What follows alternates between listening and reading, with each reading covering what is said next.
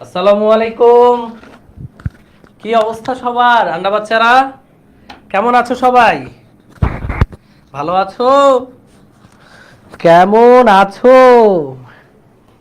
আজকে একটা ফাটাফাটি ক্লাস হইবে, তো সবাই সবাই একটু দ্রুত যুক্ত হয়ে যাও।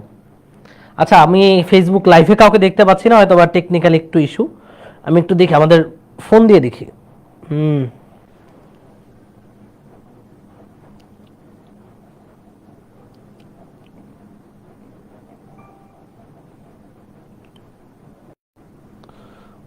ফার্স্ট পেপার, ওকে। তো সবাই, আচ্ছা, সব ঠিকঠাক আছে? সাউন্ড, আচ্ছা, সাউন্ড সব ক্লিয়ার। 13 জন যুক্ত হয়েছো, ভেরি গুড। আর তোমরা গত ক্লাসে একটা অঙ্ক দিয়েছিলাম, অঙ্কটা করেছো? অঙ্কটা করলে তার অ্যান্সারটা আমাকে একটু কমেন্ট সেকশনে জানাও, যে ওই অঙ্কটার অ্যান্সার কত বলতে পারবা?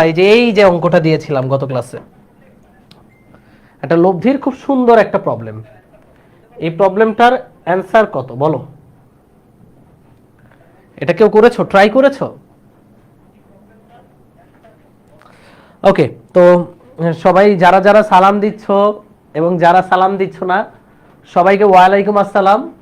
সবাই একটু এই গ্রুপে তাদের বন্ধুদেরকে মেনশন করে দিবা। যারা যারা লাইভ ক্লাসটার অনেকেই নোটিফিকেশন পায় না, তো তাদেরকে অবশ্যই মেনশন করে দিবা, কারণ তাদেরকে তোমরা চিনো, তারা তোমাদেরই ফ্রেন্ড। আচ্ছা, এটার অ্যান্সার একজন বলেছে যে, আচ্ছা এটার অ্যান্সার একজন বলছে 180 হয় নাই। সাদিকা পারভিন, সাদিকা পারভিন 120 ডিগ্রি অ্যান্সার দিয়েছো। Yes, it is right. 120, দুইটা অ্যান্সার -p/2q। -p/2q তো না, 120 হবে অ্যান্সার। অ্যান্সার হবে 120। -p/2q কেন হবে? অ্যান্সার হচ্ছে 120 ডিগ্রি। ওকে। আচ্ছা, তো তোমরা যুক্ত হতে থাকো, আমি এই অঙ্কটা করাই তোমাদেরকে আগে। তো আমরা শুরু করি আমাদের ক্লাসটা। কোনো কিছু না বুঝতে পারলে অবশ্যই বলবা।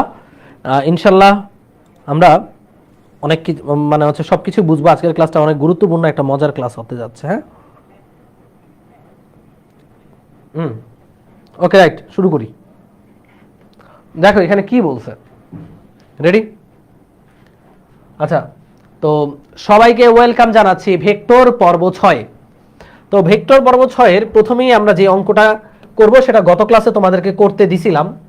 এখানে কি বলছে, কোন কণার উপর একই সময়ে ক্রিয়ারত দুটি বলের লব্ধি এদের বৃহত্তর বলটির ক্রিয়ারেখার সাথে, মানে লব্ধিটা বৃহত্তম বলটার সাথে 60 ডিগ্রি কোণ উৎপন্ন করে। বৃহত্তর বলটিকে দ্বিগুণ করলে ওই কোণটা 30 ডিগ্রি হয়। বলদ্বয়ের অন্তর্গত কোণ কত? অর্থাৎ আমাদেরকে বের করতে বলেছে আলফাটা কত, ভেক্টর দ্বয়ের মধ্যবর্তী কোণ। পুরো জিনিসটাকে আমরা এখন একটু চিত্রায়িত করব। এই হচ্ছে একটা কণা, এই কণার উপর একই সময়ে দুইটা বল ক্রিয়াশীল। হ্যাঁ, এই হচ্ছে দুইটা বল, দেখো এই হচ্ছে একটা বল, এবং এবং এই হচ্ছে মনে করো আরেকটা বল, র্যান্ডম আমি নিলাম। ওকে, এইটার নাম আমি দিলাম পি এবং এইটার নাম দিলাম কিউ। ওকে, তো এদের লব্ধি কোণ বরাবর হবে? লব্ধি হবে এদের দ্বারা গঠিত সামান্তরিকের কর্ণ বরাবর। তো সামান্তরিক কেমনে আঁকবো ভাই? সামান্তরিকের কর্ণ আঁকবো কিভাবে? আমরা জানি পি আর কিউ এর লব্ধি হবে সামান্তরিকের কর্ণ বরাবর। তো সামান্তরিক এঁকে ফেলো, সামান্তরিক এঁকে ফেলো। সামান্তরিক আঁকবো এই যেভাবে, প্যারালাল প্যারালাল, এই যে প্যারালাল টানলাম, এই যে প্যারালাল টানলাম, এই হচ্ছে সামান্তরিক হয়ে গেল। তো সামান্তরিকের কর্ণ হচ্ছে এইটা, এই যে এটা, এই হচ্ছে আমাদের লব্ধি, তাই না? এটা হচ্ছে লব্ধি। শর্ত মতে এই যে লব্ধি, এটার নাম দিলাম আমি আর, লব্ধিটি বৃহত্তর বলটির সাথে 60 ডিগ্রি কোণ উৎপন্ন করে আছে। দিস ইজ দ্য কন্ডিশন, যে লব্ধিটা বৃহত্তর বা বড় বলটার সাথে 60 ডিগ্রি কোণ উৎপন্ন করে আছে। এবার আমরা এবার আমরা এবার আমরা কি করব? এবার আমরা বৃহত্তর বলটাকে ডাবল করে দেব, ডাবল করে দেব, বৃহত্তর বলটাকে ডাবল করে দেব। আমরা বৃহত্তর বলটাকে ডাবল করে দেব। এই যে বৃহত্তর বল, এটাকে দ্বিগুণ করে দিলাম। দ্বিগুণ করলে এই যে এটাকে দ্বিগুণ করবো, আর কোনো কিছু চেঞ্জ করি নাই কিন্তু। দ্বিগুণ করলে এই পুরো বাহুটা কতটুকু হবে? এই পুরো বাহুটা হবে 2p। পি ছিল, হয়ে গেছে ডাবল, মানে 2p। তো ডাবল করলে লব্ধিটার উৎপন্ন কোণ হয় 30 ডিগ্রি। তাহলে ভাই এই যে ডাবল যখন করে দিছো, নতুন লব্ধিটা কোন বরাবর? নতুন লব্ধি হবে নতুন সামান্তরিকের কর্ণ বরাবর। এই যে এটার প্যারালাল টানো, এই যে এখান থেকে একদম প্যারালাল টানলাম, প্যারালাল প্যারালাল, এরপরে এই যে প্যারালাল প্যারালাল হয়ে গেল আমাদের লব্ধি। একটু বড় হবে, সরি। এই যে প্যারালাল, নিচের টুপির প্যারালাল, আর এটা হচ্ছে আমাদের কিউ এর প্যারালাল, এই কিউ এর প্যারালাল। ওকে, এই হচ্ছে নতুন সামান্তরিক। এই যে হচ্ছে টুপি, আর এটা হচ্ছে আমাদের কিউ, কিউ এর কোনো চেঞ্জ হয় নাই। এখন এদের দ্বারা অঙ্কিত সামান্তরিকের যেই লব্ধিটা হবে বা কর্ণটা হবে সেটা হচ্ছে এইটা, তাই না? এবং এই কর্ণটা এখন টুপি এর সাথে 30 ডিগ্রি কোণ উৎপন্ন করে। তো বললো যে বলদ্বয়ের মধ্যবর্তী কোণ কত, অর্থাৎ পি আর কিউ এর মধ্যবর্তী কোণ, এই যে আলফাটা কত, দিস ইজ দ্য কোয়েশ্চেন। ওকে, এই কোয়েশ্চেনটা বুঝতে পারছি। আলফাটা কত, মধ্যবর্তী কোণ কত, এটা বুঝতে পারছি। এটা বলো, এটা বুঝতে পেরেছি। হ্যাঁ, পি হয়ে গেল টুপি, টুপি হইলে লব্ধিটা উৎপন্ন করে 30 ডিগ্রি। আগে আমাদের লব্ধিটা উৎপন্ন করতো 60 ডিগ্রি, পিরে যখন আমি টাইনা বড় করলাম লব্ধি উৎপন্ন করে 30 ডিগ্রি। বলছে ভেক্টর দ্বয়ের মধ্যবর্তী কোণ কত, এটার তো কোনো চেঞ্জ হয় নাই, এটা কত, আলফাটা কত, দিস ইজ দ্য প্রশ্ন। এবার আমরা এই আলফা কেমনে বের করবো? আলফা বের করবো লব্ধির উৎপন্ন কোণের ফর্মুলা দিয়ে। ভাইয়া প্রথম ক্ষেত্রে একটু লিখি, প্রথম ক্ষেত্রে লব্ধি কত কোণ উৎপন্ন করে? প্রথম ক্ষেত্রে লব্ধি 60 ডিগ্রি কোণ উৎপন্ন করে, কার সাথে? পি এর সাথে। তার আমরা লিখতে পারি 10 60 ডিগ্রি, 10 60 ডিগ্রি সমান যার সাথে অ্যাঙ্গেল সে নিচে সিঙ্গেল, অর্থাৎ পি নিচে সিঙ্গেল, বাকি রইল কিউ সাইন আলফা আর নিচে হবে কিউ কস আলফা। এটা হচ্ছে প্রথম ক্ষেত্রে। এখন 10 60 ডিগ্রি মান হচ্ছে √3, আমরা জানি এটার মান হচ্ছে √3। √3 সাথে এটা আর গুণন করলে √3p plus √3q cos alpha is equal to q sine alpha. সমীকরণ নাম্বার আমি দিয়ে রাখলাম এটা 1। আমাদের আলফার মানটা সমাধান করে বের করতে হবে। এবার আমরা দ্বিতীয় ক্ষেত্রে একই সূত্র অ্যাপ্লাই করব। দ্বিতীয় ক্ষেত্রে লব্ধিটা কত কোণ উৎপন্ন করে? 30 ডিগ্রি, কার সাথে? 2p এর সাথে, 2p এর সাথে। তাহলে আমরা লিখব দ্বিতীয় ক্ষেত্রে, এখানে লিখে নাও আগে, দ্বিতীয় ক্ষেত্রে লব্ধির উৎপন্ন কোণ হচ্ছে 30 ডিগ্রি। তাহলে 10 30 কার সাথে? অ্যাঙ্গেল। এখন কেউ ভুলেও কিন্তু পি দিও না বাচ্চারা, অ্যাঙ্গেলটা এখন কার সাথে? 2p এর সাথে।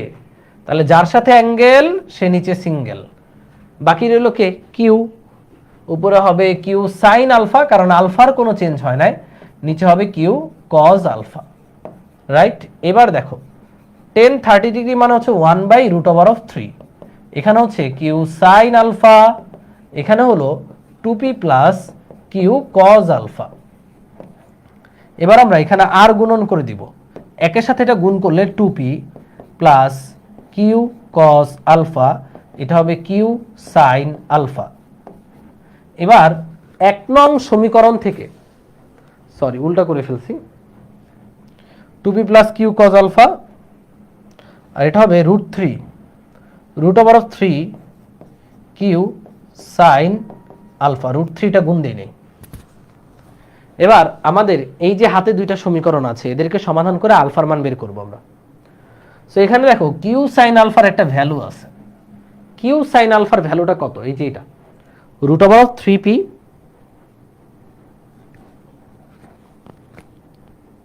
কিউ সাইন আলফা হচ্ছে √3p। এই যে কিউ সাইন আলফার মানটা দেখো, √3p plus √3q cos alpha, এই মানটা এখানে বসাই দিই, বা 2p plus q cos alpha is equal to √3। Q sine আলফার মান হচ্ছে √3p plus √3q cos alpha. এবার এই যে ব্র্যাকেটের ভিতরে যেটা আছে সেটাকে আমরা √3 দ্বারা গুণ দিই, এই যে বা আমরা পাবো 2p plus q cos alpha is equal to, এই যে এখানে √3 সাথে √3p গুণ দিলে √3 হয়ে যাবে 3, তাহলে এখানে হবে 3p প্লাস √3 সাথে √3q cos আলফা গুণ দিলে হবে 3q cos আলফা। এবার এখানে খেয়াল করে দেখি, q cos alpha, 3q cos আলফাকে এই পাশে নিয়ে আসলে হবে -2q cos আলফা, আর 3p থেকে 2p গেলে থাকে একটা p। এই সমীকরণটা আমরা একটু এখানে লিখে রাখি। আচ্ছা, সুতরাং p সমান হচ্ছে -2q cos আলফা, এটা হচ্ছে p এর ভ্যালু। মানে এই p এর ভ্যালুটা নিয়ে আমি যদি এই যে এইটার নাম একটু দিই, এটার নাম মনে করে দিলাম আমি y নাম্বার সমীকরণ। এই y নাম্বার সমীকরণে p এর ভ্যালুটা বসালে আমি আলফার ভ্যালু পেয়ে যাব। তো y নাম্বার সমীকরণে p এর ভ্যালুটা বসাই, y নং সমিতে p এর মান বসাই, p এর মান বসাই, আমাদের কাজ শেষ। তো y নাম্বার সমীকরণটা ছিল tan 60 ডিগ্রি মানে √3, উপরে ছিল q sin আলফা, নিচে ছিল p plus q cos alpha. p এর মান কত? -2q cos আলফা প্লাস এখানে হবে q cos আলফা। দেখো সমাধান হয়ে গেছে। এই হচ্ছে q sin আলফা, এখানে হবে -q cos আলফা, এখানে হচ্ছে √3, q q কাটা, sin alpha by cos alpha মানে 10 আলফা, বা 10 আলফা ইজ ইকুয়াল টু -√3। সুতরাং আলফার মান আসবে 120 ডিগ্রি, কারণ 10 120 ডিগ্রি মান হচ্ছে -√3। বুঝছি আমরা? অঙ্কটা খুব সুন্দর, সোজা। এই বুঝছি সবাই? ক্লিয়ার? বীজগণিত পোলাপান ক্লিয়ার? এটা পোলাপান ক্লিয়ার? এই দেখো, এটা না বুঝলে এই যে এই লাইনটা দেখো ভালো মতো, পরের লাইনটা দেখো। এখান থেকে আমরা p এর ভ্যালুটা বের করলাম -2q cos আলফা। এই ভ্যালুটা নিয়ে আমরা এই যে এখানে একটা সমীকরণ দেখতে পাচ্ছ, এই যে সমীকরণটা, এখানে p এর মানের জায়গায় বসায় দিছি।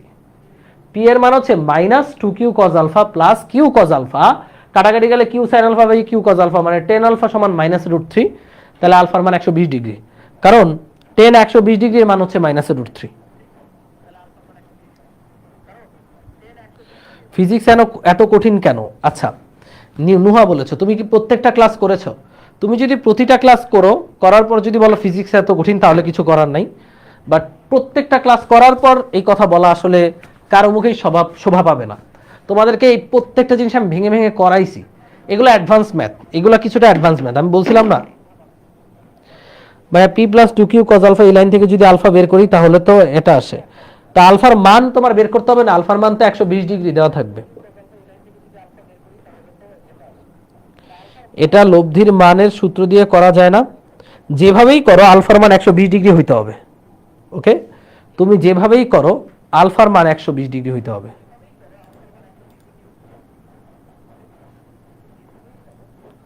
ওকে, ঠিক আছে, আমরা ক্লিয়ার আশা করি। আচ্ছা, রেডি? একজন বলছে আরেকবার বুঝান ভাইয়া। ফার্স্ট অফ অল, লব্ধিটা প্রথমত 60 ডিগ্রি কোণ উৎপন্ন করে কার সাথে? p এর সাথে। তাহলে p একা q sin alpha q cos alpha, এটা দিয়ে আমরা q sin আলফার একটা সমীকরণ বের করলাম। এরপর লব্ধিটা 30 ডিগ্রি কোণ উৎপন্ন করে কার সাথে? 2p এর সাথে, কারণ p কে ডাবল করলে 2p হবে। তাহলে এই যে এখান থেকে আমরা একটা সমীকরণ পেলাম, যেখানে আমরা p এর একটা মান পেলাম। এই যে দেখো, p এর একটা মান পেলাম -2q cos আলফা। এই p এর মানটা গিয়ে আমি 1060 সমীকরণে বসাইলেই আলফাটা চলে আসবে। ওকে ওকে, ডান। নেক্সট। সো আজকের ক্লাসের পড়া এখন থেকে শুরু, যে আমাদের ভেক্টর যে সকল বীজগণিতিক নিয়ম মেনে চলে। আচ্ছা, বীজগাণিতিক নিয়ম আমরা আগেই বলছিলাম যে ভেক্টর বীজগণিত মেনে চলে না, ভেক্টর মেনে চলে হচ্ছে জ্যামিতিক নিয়ম, তাই না? ভেক্টরের লব্ধির মান, লব্ধির দিক আমরা জ্যামিতি ব্যবহার করে করে বের করছিলাম, ত্রিভুজ সমাধান করে, সামান্তরিক সমাধান করে, তাই না? তো এখন ভেক্টর তারপরেও কিছু মানে কয়েকটা বীজগণিতের নিয়মও ফলো করে, সেই নিয়মগুলোই দেখব। এগুলো এমসিকিউতে আসবে। যেমন বিনিময় সূত্র। বিনিময় সূত্র বলতে কি বোঝায়? ভাই আমি বললাম 2 + 3 ইজ ইকুয়াল টু কত হবে? ইজ ইকুয়াল টু 3 + 2 লিখা যাবে কি যাবে না?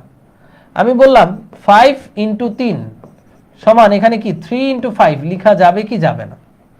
ইন্টু না দিয়ে ইন্টু কথা পরে আসি, খালি বলো এই জিনিসটা লেখা যাবে কিনা, 2 + 3 = 3 + 2 লেখা যাবে, একই জিনিস।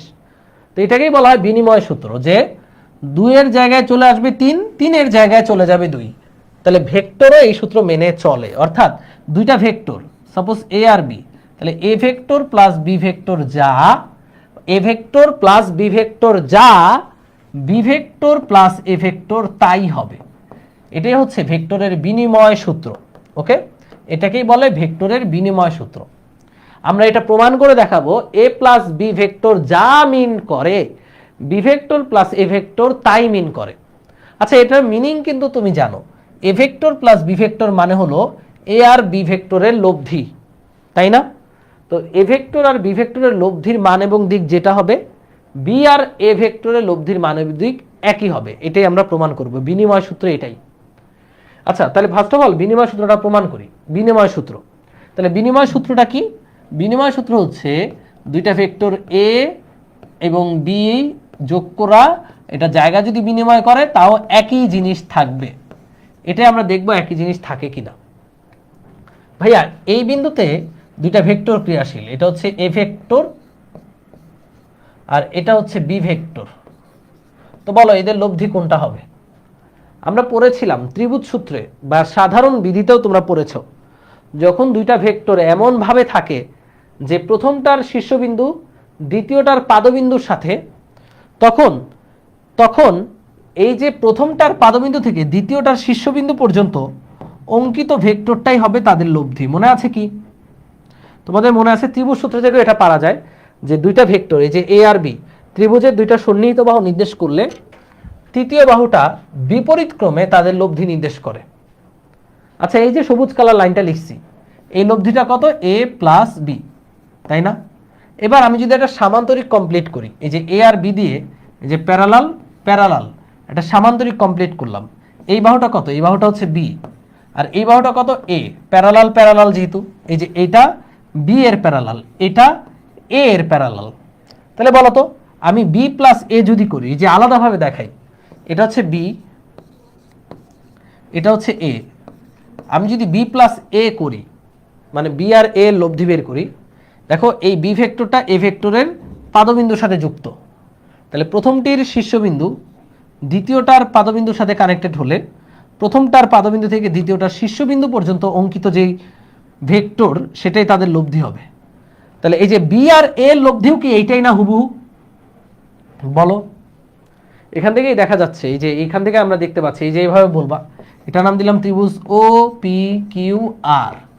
আমরা এইভাবে প্রমাণ করব যে ও পি কিউতে, এগুলো প্রমাণ কখন আসবে না, খালি বুঝে নাও। ত্রিভুজ ও পি কিউ থেকে লেখা যায়, ও পি কিউ থেকে কি লেখা যায়?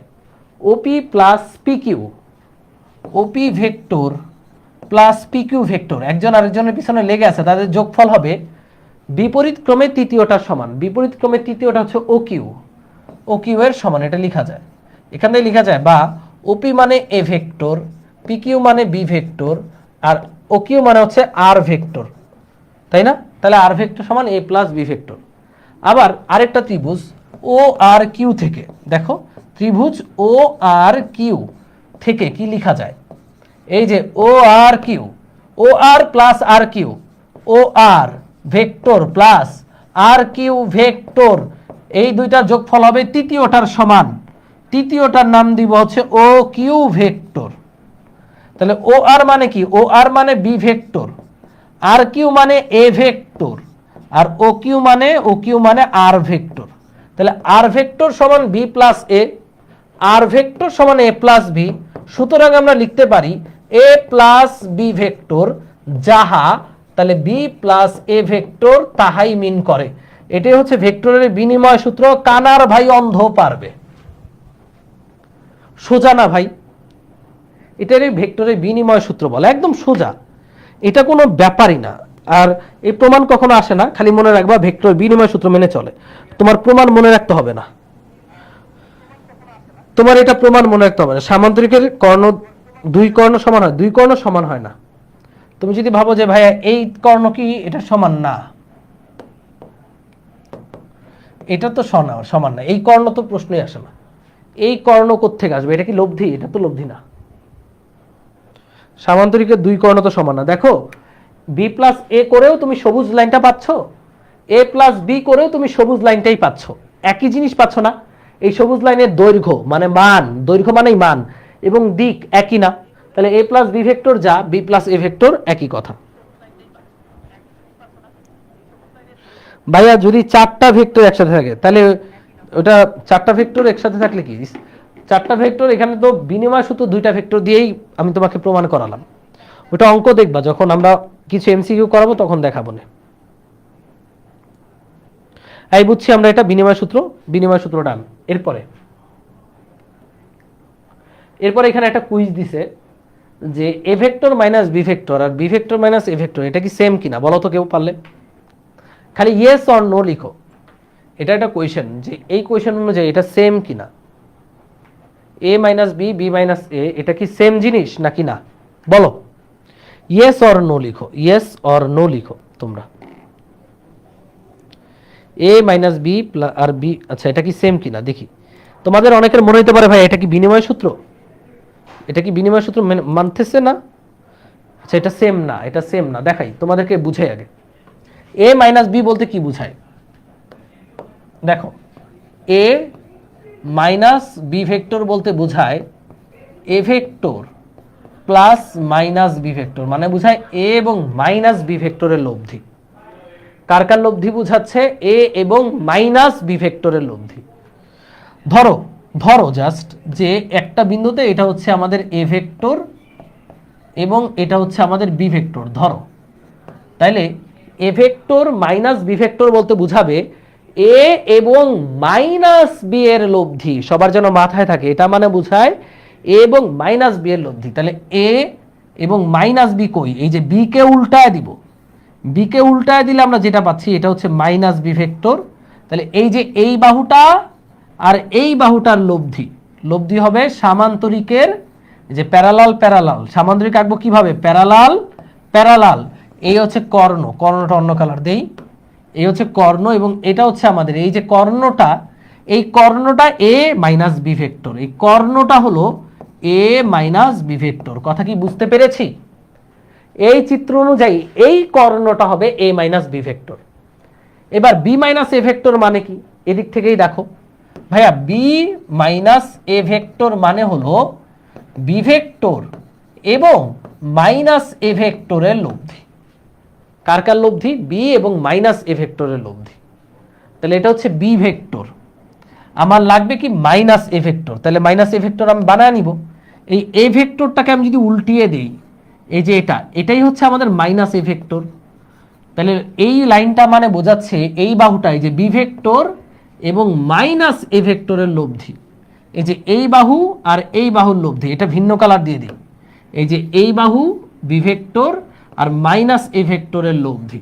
তাহলে এদের লব্ধি কেমনে আঁকবো, সামান্তরিকের কর্ণ, এদের দ্বারা সামান্তরিক আঁকবো। এই যে প্যারালাল প্যারালাল হয়ে গেল সামান্তরিক, এবং এর যে কর্ণটা, এই কর্ণটা হবে এদের লব্ধি। এই যে কর্ণ, এটা হচ্ছে আমাদের বি মাইনাস এ, এই যে এই বাহুটা হচ্ছে আমাদের বি মাইনাস এ। এবার বলো বি মাইনাস এ যেদিকে, এ মাইনাস বি কি তার উল্টা দিকে না ভাই, তাহলে দিক সমান না, দিক সমান না, মান সমান হইতে পারে, নো প্রবলেম, মান মানে দৈর্ঘ্য সমান হইতে পারে, বাট ভেক্টর সমান বলতে বোঝায় মানও সমান দিকও সমান। তাহলে এই যে এই ভেক্টরটা আর এই পুরো ভেক্টরটা সমান নয়, তাহলে আমরা লিখতে পারবো বি মাইনাস এ, চিত্র থেকে দেখা যাচ্ছে is not equal to A minus B. মান সমান হোক, দিক তো সমান না, একটার দিক ওই দিকে আর একটা তার উল্টা দিকে, তাহলে মান সমান হইলে হোক গা, মানে মান বা দিক যে কোনো একটা অসমান মানেই অসমান। কথা কি বুঝতে পেরেছো? তাহলে এই পুরো জিনিসটা হলো এইটা বি মাইনাস এ, পুরো জিনিসটা হলো এইটা এ মাইনাস বি, এরা কখনোই সমান হচ্ছে না।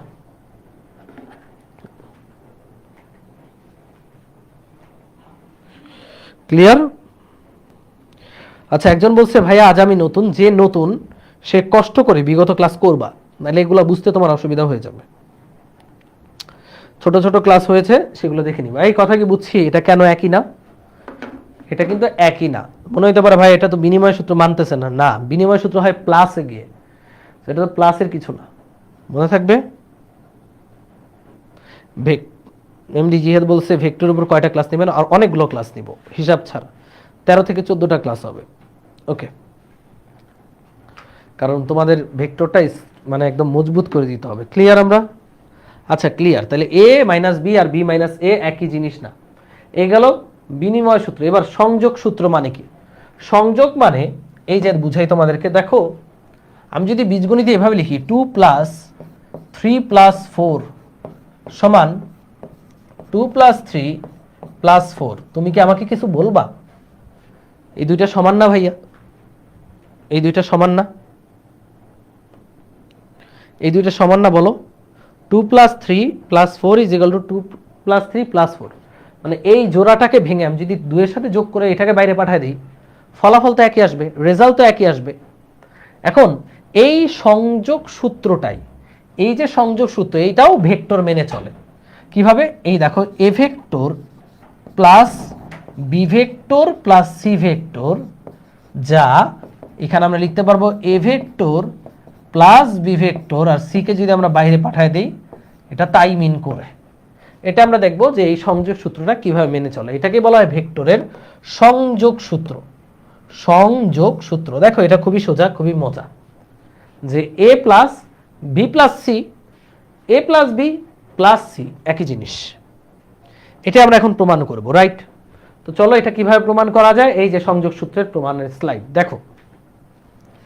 আমি পরপর তিনটা ভেক্টর, যেহেতু আমি তিনটা ভেক্টর নিব, মনে করো একটা ভেক্টর, এটা হচ্ছে এ ভেক্টর, এটা হচ্ছে আরেকটা ভেক্টর, এটা মনে করো তীর চিহ্ন এখানে দিই, এটা মনে করো বি ভেক্টর, এবং এটা হচ্ছে আরেকটা ভেক্টর, এটা মনে করো সি ভেক্টর।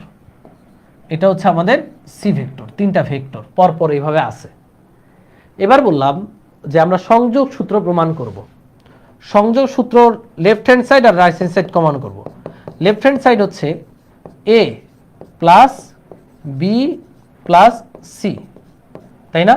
এবার দেখো, তুমি আমাকে বলো এ সিঙ্গেল আছে, এ সিঙ্গেল আছে, বি প্লাস সি বলতে বোঝায় বি আর সি এর লব্ধি। তো এই চিত্র অনুযায়ী বি আর সি এর লব্ধি কোনটা বলো? এই চিত্র অনুযায়ী লব্ধি কোনটা? ভাইয়া লব্ধি আমরা সামান্তরিক দিয়ে বের করতে পারি, আবার আমরা সাধারণ নিয়ম, ত্রিভুজ নিয়ম দিয়েও বের করতে পারি। সাধারণ নিয়মে পড়ছিলাম, একটা ভেক্টর যদি আরেকটার পিছন লাইগা থাকে, তাহলে প্রথমটার পাদবিন্দু থেকে দ্বিতীয়টার শীর্ষ বিন্দু পর্যন্ত একটা লাইন টাইনা দিব, ওটাই হবে লব্ধি। তাহলে এখানে বি আর সি এর লব্ধি কোনটা? এই যে বি প্লাস সি বলতে বোঝাচ্ছে বি আর সি এর লব্ধি। দেখো ভাই, বি আর সি, দেখো বি সি এর পিছে লাইগা আছে, তাহলে বি এর পাদবিন্দু থেকে সি এর শীর্ষবিন্দু পর্যন্ত এই যে সবুজ লাইনটা দেখতে পাচ্ছ, এই সবুজ লাইনটাই হচ্ছে বি প্লাস সি ভেক্টর। এই সবুজ লাইনটা হলো বি প্লাস সি ভেক্টর। এবার বলো A plus B plus C, মানে এই যে এ আবার বি প্লাস সি এর পিছনে লাইগা আছে, তাহলে এ প্লাস বি প্লাস সি বলতে বোঝাচ্ছে এই লাইনটা, এই যে এই লাইনটা। কথা কি বুঝছো? আমি আবারও বুঝাই। সবুজটা যে বি প্লাস সি, এটা নিয়ে তো সন্দেহ নাই। এখন এই যে এ, এই যে এ, এই যে এ আর বি প্লাস সি এদের লব্ধি, যে এ এটা কি প্লাস দিছে না, এ প্লাস বি প্লাস সি এদের লব্ধি, মানে এই বাহুটা এবং এই সবুজ বাহুটার লব্ধি। দেখো তো এই এ বাহুটা ঠিক সবুজ বাহুটার পিছনে লেগে আছে না? এই এ বাহুটা সবুজ বাহুটার পিছনে লেগে আছে, তাহলে এই এ বাহু আর এই সবুজ বাহুটার লব্ধি হচ্ছে এইটা, এই যে প্রথমটার পাদবিন্দু থেকে দ্বিতীয়টা শীর্ষবিন্দু, এবং এই যে গোলাপিটা, এই গোলাপিটাই হলো এ প্লাস বি প্লাস সি। ওকে, চিত্র দিয়ে দেখালাম, এই গোলাপিটাই হচ্ছে এ প্লাস বি প্লাস সি। এখন আমরা দেখব, তাহলে এখানে আমরা পেলাম গোলাপি লাইনটা। এটা কোন লাইন? এটা হচ্ছে গোলাপি লাইন, গোলাপি লাইন। এবার আমাদের রাইট হ্যান্ড সাইডেও গোলাপি লাইনটাই পেতে হবে। রাইট হ্যান্ড সাইডটা হচ্ছে এ প্লাস বি প্লাস সি। এখন এটা করেও আমার গোলাপি লাইনটাই পেতে হবে, তাই না? এই চিত্রের মধ্যে হিজিবিজি লাগাই দেবো। দেখো, first of all A plus B বের করব। ভাইয়া এ, দেখো এ আর বি এর দিকে তাকাবা, এ বি এর পিছনে লেগে আছে, তাই না ভাই? এ কার পিছনে লেগে আছে? বি এর পিছনে। তাহলে এ আর বি এর লব্ধিটা হচ্ছে এ প্লাস বি। সেই লব্ধিটা আমি এই কালার দিয়ে দেখাচ্ছি, যে এ থেকে বি এর মাথা পর্যন্ত। এই যে ব্লু কালারটা, এই ব্লু কালারটা হলো এ প্লাস বি, এই ব্লু কালারটা হচ্ছে এ প্লাস বি ভেক্টর। এ প্লাস বি এর সাথে আমরা কাকে যোগ করব? সি। দেখো তো ভাই, এ প্লাস বি, এই যে এ প্লাস বিটা গিয়ে সি এর পিছনে লেগে আছে, এই যে এ প্লাস বি বেচারা গিয়া সি এর পিছনে লেগে আছে। তাহলে এই নীল বাহু আর এই সি এর লব্ধিটা হবে নীল বাহুটার পাদবিন্দু থেকে সি বাহুর শীর্ষবিন্দু পর্যন্ত। আবার দেখো নীল বাহুটা আর সি এর লব্ধিটা হবে নীল বাহুর পাদবিন্দু থেকে সি এর শীর্ষবিন্দু পর্যন্ত। একই লাইন পাচ্ছ তুমি, একই লাইন পাচ্ছ, মানে এটা দিয়েও তুমি কি পাচ্ছ? গোলাপি পাচ্ছ, গোলাপি লাইনই পাচ্ছ। তাহলে আমরা বলতে পারি এ প্লাস বি প্লাস সি থেকে আমরা যেই লব্ধিটা পাচ্ছি, এ প্লাস বি করে তার সাথে সি কে যদি যোগ করতাম আমি একই লাইন পাচ্ছি। তাহলে এটাই হচ্ছে সংযোগ সূত্রের প্রমাণ। হ্যাঁ, এই তো পায়ে গেছো ভাই, এটা সোজা না ভাই, জিনিসটা সোজা এবং মজা, একই জিনিস, একই জিনিস।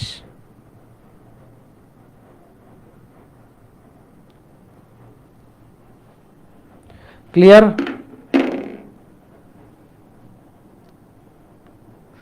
পারবা? পারবা? এটা খালি এটার প্রমাণ তোমার পারতে হবে না, এটা বুঝতে পারলেই হবে। বুঝবা, আমি তো প্রমাণ একদম চিত্র দিয়ে বুঝাই দিছি। এই চিত্রতে যদি আমি নাম টাম দিতাম তাহলে প্রমাণ হয়ে যেত। Yes, too easy. এরপর লাস্ট হচ্ছে বন্টন সূত্র। বন্টন সূত্রটা কি? এগুলো এমসিকিউতে আসবে। নিচের কোনটি বন্টন সূত্র? এটা বন্টন সূত্র মানে কি? বীজগণিতে বন্টন সূত্র মানে 2 × 5 + 3। এটা মানে কি? এটা মানে এই 2 গিয়ে দুইজনের সাথে গুণ হবে। তাহলে 2 × 5 প্লাস, এখানে এই গুণ দেওয়া যাবে না, এই গুণ দেওয়া পাপ, 2 × 5 প্লাস 2 × 3। এটাই তো। দেখো 3 5 আর 3 8, 8 দুগুণে 16, 5 দুগুণে 10 আর 3 দুগুণে 6, 16। একই জিনিস। এটা হচ্ছে বন্টন সূত্র। ভেক্টরের ক্ষেত্রে বন্টন সূত্রটা হচ্ছে এম। এম হলো যে কোনো একটা স্কেলার নাম্বার, মানে যে কোনো একটা নাম্বার, এম ইন্টু এ প্লাস বি ভেক্টর, যা কথা সেটা হচ্ছে M A plus M B. একই জিনিস, এটাই এখন আমার প্রমাণ করতে হবে। এম এ প্লাস এম বি একই জিনিস, এটাই এখন আমার প্রমাণ করতে হবে। ওকে,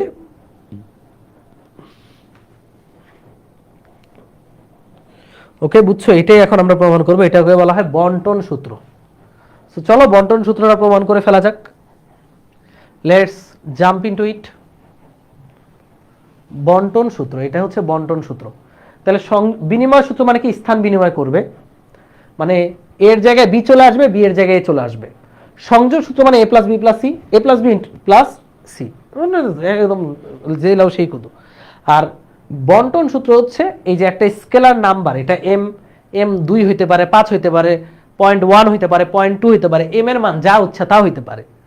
এ প্লাস বি এর সাথে এম দুইটাই গুণ হয়ে যাবে যদি ব্র্যাকেটের বাইরে থাকে। এটা হচ্ছে বন্টন সূত্র। সো দেখাই বন্টন সূত্রের প্রমাণটা, দেখাই আমরা, দেখি। বন্টন সূত্র সবাই একটু খেয়াল করব। বন্টন সূত্র দেখি। দেখো বন্টন সূত্র বোঝার জন্য আমরা একটা ত্রিভুজ অঙ্কন করব, খুব সুন্দর একটা ত্রিভুজ অঙ্কন করব। এই মনে করে একটা ত্রিভুজ অঙ্কন করলাম। ওকে, দেখো এই ত্রিভুজের এইটা মনে করো এ ভেক্টর, এটা হচ্ছে এ ভেক্টর, আর এই বাহুটা হলো বি ভেক্টর। তাহলে বলো এই যে তৃতীয় বাহুটা, এই তৃতীয় বাহুটা কি হবে? তৃতীয় বাহুটা বিপরীত ক্রমে তাদের লব্ধি হবে। কারণ বি এর পাদবিন্দুর সাথে এর শীর্ষবিন্দু কানেক্টেড থাকলে প্রথমটার পাদবিন্দু থেকে দ্বিতীয়টার শীর্ষবিন্দু পর্যন্ত ভেক্টরটা লব্ধি হয়। ভাই কেউ যদি বলো ভাই এটা আমি জানি না, তাহলে আসলে আমি সরি, কারণ এগুলো আমি প্রথম ক্লাসে পড়াইছিলাম। সাধারণ সূত্র, ত্রিভুজ সূত্র মনে আছে কিনা জানি না, এগুলো দিয়ে অঙ্ক করাইছিলাম। তাহলে এই হচ্ছে, এই যে এটা হচ্ছে এদের লব্ধি, এই লব্ধিটা হচ্ছে এ প্লাস বি ভেক্টর, তাই না? এবার আমি এই এ ভেক্টরকে এম গুণ করে দিব। কত গুণ করে দিব? এম গুণ। এম গুণ করলে এ ভেক্টরটা একটু বড় হয়ে গেল, তাহলে এই পুরোটা হয়ে যাবে, এই পুরো বাহুটা হবে এম এ ভেক্টর। যেহেতু এ ভেক্টরকে আমি এম গুণ করে দিয়েছি, একই সাথে বি ভেক্টরটাকে আমি এম গুণ করে দিব। এ হচ্ছে আমাদের বি ভেক্টর, বি ভেক্টরটাকে আমরা কত গুণ করে দিলাম? এম গুণ। তাহলে এটা হয়ে গেল এম বি ভেক্টর। তাহলে এখন এদের লব্ধি কত হবে? দেখো এটা হচ্ছে এম এ ভেক্টর, এটা এম বি ভেক্টর, এটা এম বি ভেক্টর। এদের লব্ধিটা হবে প্রথমটির পাদবিন্দু থেকে দ্বিতীয়টার শীর্ষবিন্দু পর্যন্ত। এই যে এটা হচ্ছে এদের লব্ধি, এবং এই নতুন যে লব্ধিটা, নতুন লব্ধিটা হবে M A vector plus M B vector, তাই না? এই নতুন লব্ধিটা। এবার আমরা এখানে নাম দিব কিছু, O P Q R S প্রমাণ করার জন্য নাম দিব। ত্রিভুজ ওপি কিউ এ দেখো, ত্রিভুজ ওপি কিউ এর দিকে তাকাও। এখানে ত্রিভুজ ওপি কিউ এর দিকে তাকাও, ত্রিভুজ ওপি কিউ এবং এবং ত্রিভুজ, এই যে ত্রিভুজ ওপি কিউ এবং ত্রিভুজ ও আর এস এরা কেমন ত্রিভুজ? এরা হচ্ছে সদৃশ ত্রিভুজ, সদৃশ কোণী ত্রিভুজ, সদৃশ কোণী ত্রিভুজ। ত্রিভুজ দুইটারে যদি আমি একটু ভেঙে দেখাই, তাহলে এই দেখো, এই যে দুইটা ত্রিভুজ, এই একটা এই আরেকটা, তাই না? এরা সদৃশ কোণী ত্রিভুজ না ভাই? সদৃশ কোণী ত্রিভুজ, কারণ এই বাহু সমান্তরাল, এই বাহু সমান্তরাল, এই বড় বাহুটা সমান্তরাল। এই যে ত্রিভুজ ও পি কিউ ও আর এস সদৃশ কোণী ত্রিভুজ। তো সদৃশ কোণী ত্রিভুজের সমান্তরাল বাহুগুলোর অনুপাত সমান হয়, লিখে নাও। সদৃশ কোণী ত্রিভুজের সমান্তরাল বাহুগুলোর অনুপাত সমান হয়, লিখে নাও। সদৃশ কোণী ত্রিভুজের 9-10 উপপাদ্য, সদৃশ কোণী ত্রিভুজের সমান্তরাল বাহুগুলোর অনুপাত সমান হয়। স্টার দিয়ে লিখে নাও, এটা মনে রাখতে হবে। ফিজিক্সের বহু ক্লাস আসবে যখন আমাদের এই কথাটা কাজে লাগবে, যে সমান্তরাল বাহুগুলোর অনুপাত মানে এই বাহু আর এই বাহুর অনুপাত যা হবে। ধরো এই বাহুর নাম দিলাম আমি এ, এটার নাম দিলাম আমি এ প্রাইম, তাহলে এ বাই এ প্রাইম যা হবে, এটা যদি হয় বি, এটা যদি বি প্রাইম হয়, বি বাই বি প্রাইম তাই হবে। এটা যদি হয় সি, এটা যদি সি প্রাইম হয়, সি বাই সি প্রাইম তাই হবে। এটা হলো সদৃশ কোণী ত্রিভুজের জন্য অষ্টম, নবম, দশম শ্রেণীতে ছিল। হ্যাঁ, এবার খেয়াল করে দেখি, এইখানে আমরা বলেছি যে ও পি কিউ ও আর এস এরা হচ্ছে সদৃশ কোণী ত্রিভুজ। তাহলে সমান্তরাল যে বাহু, এই যে দেখো ওপি আর ও আর সমান্তরাল, পি কিউ আর আর এস সমান্তরাল, তাই না? আবার O Q R O S সমান্তরাল, তাহলে আমরা লিখবো ও এস ভেক্টর,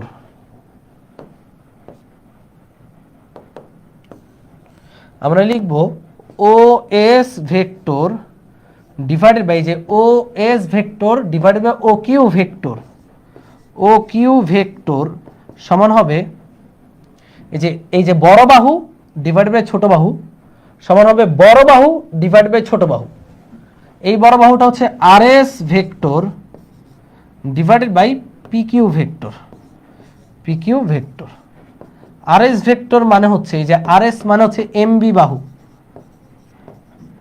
আর পি কিউ ভেক্টর মানে হচ্ছে অনলি বি বাহু, বি কাটা, এটা হবে এম। সুতরাং ও এস ভেক্টরটা কত?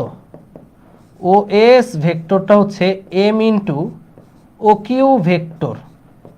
ও কিউ হচ্ছে এ প্লাস বি, তাহলে এম ইন্টু এ প্লাস বি, এটা হচ্ছে ও এস। এই যে এইখান থেকে এই পর্যন্ত ও এস ভেক্টরটা পাইলাম M into A plus B.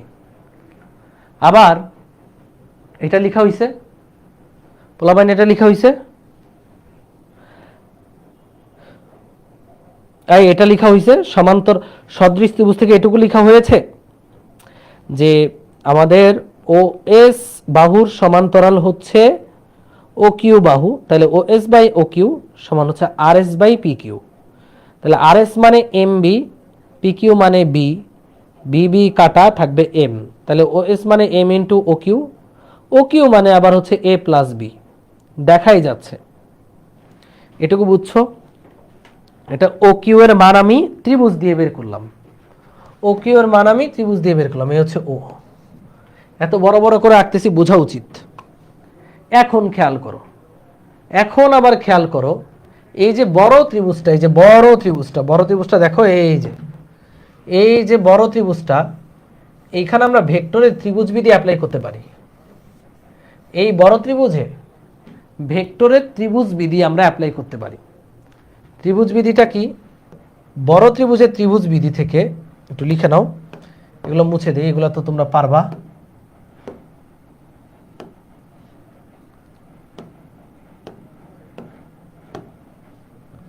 Okay,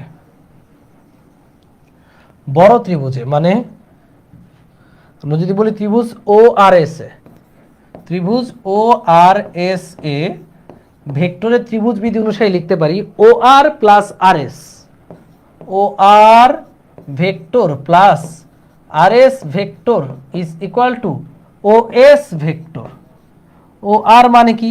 M A vector plus M B vector, আর O S vector, O S এটাকে ও এস ভেক্টরই রাখলাম, সমীকরণ দিলাম 2, আর এই যে ও এস ভেক্টর সমীকরণ দিলাম 1। দেখো ভাই, এই ও এস ভেক্টর মানে এইটা, ও এস ভেক্টর মানে এইটা, 1 আর 2 থেকে আমরা কি লিখতে পারবো? সমাধান চলে এসেছে। সুতরাং 1 ও 2 থেকে আমরা লিখতে পারি এম ইন্টু এ প্লাস বি, এটাও ও এস, আবার M A plus M B, এটাও ও এস। তাহলে প্রমাণিত, শেষ, প্রুভড, সোজা, একদম বীজগণিত সোজা, প্রুভড। দেখো, ফার্স্ট অফ অল আমরা দুইটা সন্নিহিত মানে সদৃশ ত্রিভুজ নিয়েছি, ওপি পি কিউ, ও তারপর হচ্ছে ও আর আর এস। এখান থেকে আমরা লিখলাম ও এস বাই ও কিউ, মানে এই পুরো ও এস কে ও কিউ দ্বারা ভাগ করে যা পাবো, এই পুরো আর এস কে পি কিউ দ্বারা ভাগ করলে তাই পাবো। সদৃশ ত্রিভুজের সমান্তরাল বাহুগুলোর অনুপাতটা সমান হয়।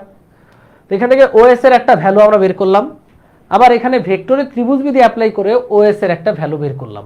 তাহলে এইটাও ও এস, এইটাও ও এস, সুতরাং 1 ও 2 থেকে আমরা দেখলাম এটা সমান এটা। এই তো ভেক্টরের বন্ধন বিধি।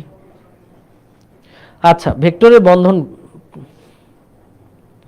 আচ্ছা এত ভাইয়া এত প্রমাণ তো মনে থাকবে না, শুধু কোনগুলো পরীক্ষা লাগবে বলে দেন প্লিজ ভাইয়া, প্লিজ।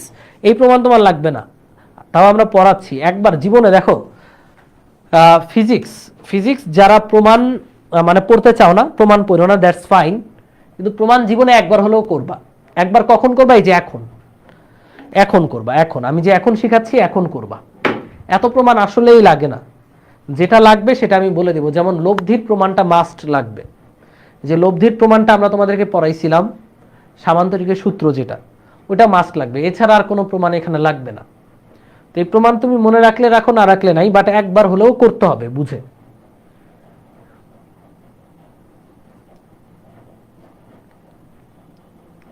ওকে, প্রমাণ করতে পারলে, প্রমাণ একবার যদি করো বেসিক স্ট্রং হবে, এবং সেটা দিয়ে ম্যাথগুলোকে তুমি ফিল করতে পারবা।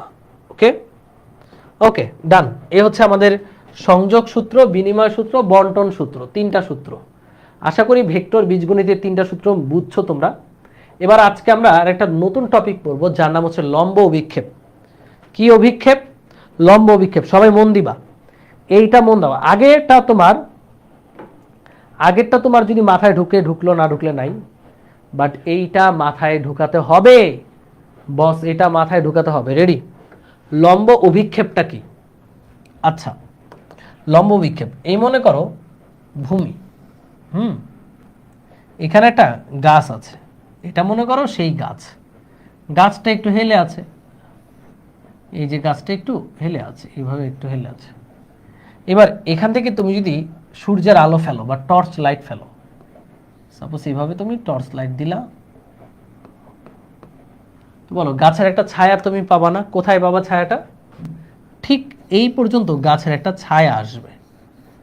এই যে ডট ডট দিয়ে যদি গাছের মাথা থেকে একটা লম্ব টানলে, গাছের মাথা থেকে আমি যদি একটা লম্ব টানি, এখান থেকে যদি আমি একটা লম্ব টানি, এই লম্ব পর্যন্ত একটা ছায়া তুমি পাবা, একটা ছায়া পাবা। এই ছায়াকে ম্যাথের ভাষায় আমরা বলবো অভিক্ষেপ, অভিক্ষেপ বা লম্ব অভিক্ষেপ, বা লম্ব অভিক্ষেপ, অভিক্ষেপ বা লম্ব অভিক্ষেপ। এটারে ভেক্টরের লম্ব উপাংশ বলে। এটা যদি ভেক্টরের ছায়া হয় এটারে লম্ব উপাংশও বলে। লম্ব উপাংশ নিয়ে আমরা আরও পড়ব, আপাতত খালি মনে রাখো এটাকে লম্ব উপাংশ আমরা বলতে পারি। তো এর নাম এটা আগে লিখো, যে এই যে ছায়া, এই ছায়াটাই হচ্ছে অভিক্ষেপ, লম্ব অভিক্ষেপ, লম্ব উপাংশ সবই বলে এটাকে। এখন এই ছায়াটার দৈর্ঘ্য আমরা বের করতে চাই, ছায়াটার দৈর্ঘ্য বের করতে চাই। কিভাবে বের করব? এই গাছের দৈর্ঘ্য যদি হয় এফ, সাপোজ পি, এটার দৈর্ঘ্য পি, গাছের দৈর্ঘ্য পি, এবং গাছটা ভূমির সাথে থিটা কোণ উৎপন্ন করে, তাহলে এই ছায়াটুকু কত? খুবই কমন সেন্স, ত্রিভুজ দিয়ে এটা করে ফেলা যাবে।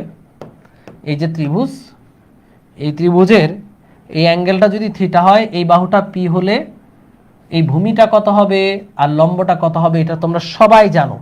মনে করিয়ে দিই, অতিভুজ যদি পি হয়, এই কোণটা যদি থিটা হয়, তাহলে ভূমিটা হবে পি কস থিটা, তাই না? কারণ অতিভুজ আর ভূমির সাথে সম্পর্ক হচ্ছে কস থিটা, কবরে ভূত আছে, কস থিটা।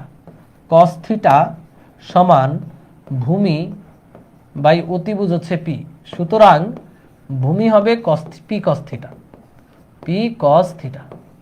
আর এই যে লম্ব, এই লম্বটা হবে পি সাইন থিটা, তাই না? আমরা কি একটু এগুলো জানি নাকি জানি না? জানি নাকি জানি না বলো? যে অতিভুজ আর যদি ভূমির সাথে অ্যাঙ্গেলটা দেওয়া থাকে, তাহলে ভূমি হবে পি কস থিটা আর লম্বটা হবে পি সাইন থিটা। এটুকু জানো নাকি জানো না বলো? ভাই এটুকু তো তোমরা জানো, তাই না? ভাই এটা তো তোমরা জানো, এই যে পি কস থিটা এটাই হচ্ছে আমাদের অভিক্ষেপ, এটা হচ্ছে আমাদের লম্ব অভিক্ষেপ। তাহলে এটা হচ্ছে লম্ব অভিক্ষেপ এবং পি সাইন থিটা হচ্ছে একটা লম্ব অভিক্ষেপ। আচ্ছা, তো এই যে আমরা ভূমি বরাবর যে অভিক্ষেপ এটাকে বলবো পি কস থিটা, আর এটা হচ্ছে আমাদের পি সাইন থিটা, তাই না? এবার খুব গুরুত্বপূর্ণ কিছু অ্যাসপেক্ট তোমাদেরকে একটু খেয়াল করাই, সেটা হলো যে দেখো আমি বললাম এই বরাবর একটা বল ক্রিয়াশীল হলো, এই বলটা হচ্ছে এফ সমান 100 নিউটন, এবং এই বলটা ভূমির সাথে, এই যে ভূমির সাথে 30 ডিগ্রি কোণে ক্রিয়াশীল। এবার তোমার কাছে আমি প্রশ্ন করলাম, ভূমি বরাবর এর লম্ব বিক্ষেপ কত? বলো দেখি, কেউ বলতে পারো কিনা? ভূমি বরাবর এর লম্ব বিক্ষেপ কত? এই যে বলটা, এই বলের ভূমি বরাবর লম্ব বিক্ষেপ কত? ভূমি বরাবর লম্ব বিক্ষেপ কত বলো?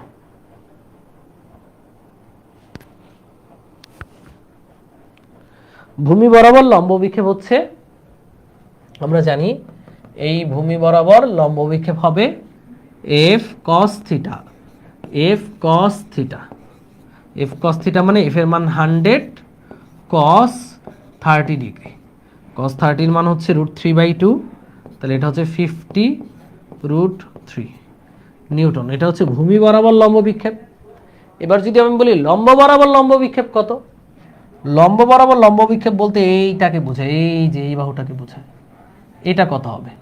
লম্ব বরাবর এই বলের লম্ব বিক্ষেপ হবে, এই যে ভূমি বরাবর এটা যদি কস হয়, আমরা একটু আগে বলছি এটা হচ্ছে সাইন, তাহলে এটা হচ্ছে এফ সাইন থিটা।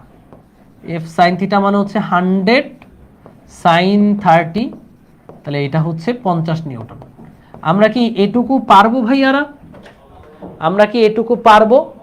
আমরা কিন্তু চাইলে এই লম্বটাকে এখানে লিখতে পারি, পারি না?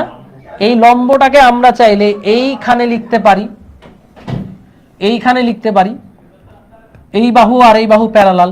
তাহলে এইটাকে আমরা বলবো এই বলের ওয়াই অক্ষ বরাবর অংশ বা অভিক্ষেপ, আর এইটাকে আমরা বলবো এই বলের এক্স অক্ষ বরাবর অংশ বা অভিক্ষেপ।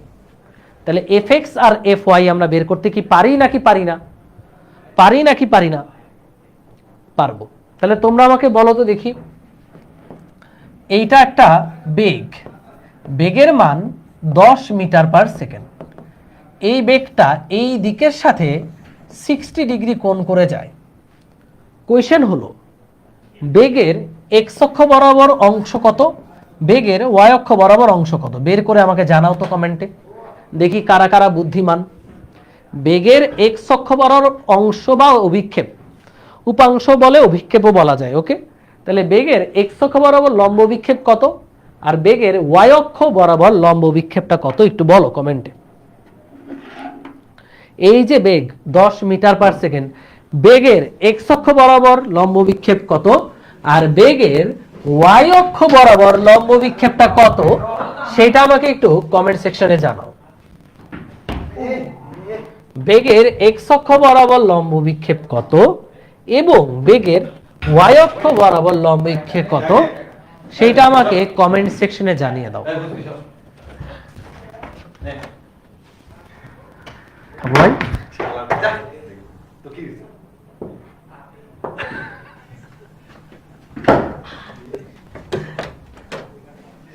আচ্ছা তাহলে আচ্ছা দেখি, দেখো বেগের এক্স অক্ষ বরাবর লম্ব বিক্ষেপ, এই যে বেগের এক্স অক্ষ বরাবর এই দিকে লম্ব বিক্ষেপ হচ্ছে ভি কস 60, অর্থাৎ এটা হবে 10 কস 60, এটা হবে 5, আর ওয়াই অক্ষ বরাবর হচ্ছে 10 সাইন 60, অর্থাৎ এটা হবে 10 5√3 5√3। এই হচ্ছে বেগের এক্স অক্ষ বরাবর আর ওয়াই অক্ষ বরাবর লম্ব বিক্ষেপ। আর তোমাদেরকে আমি একটা ম্যাজিক শেখাবো।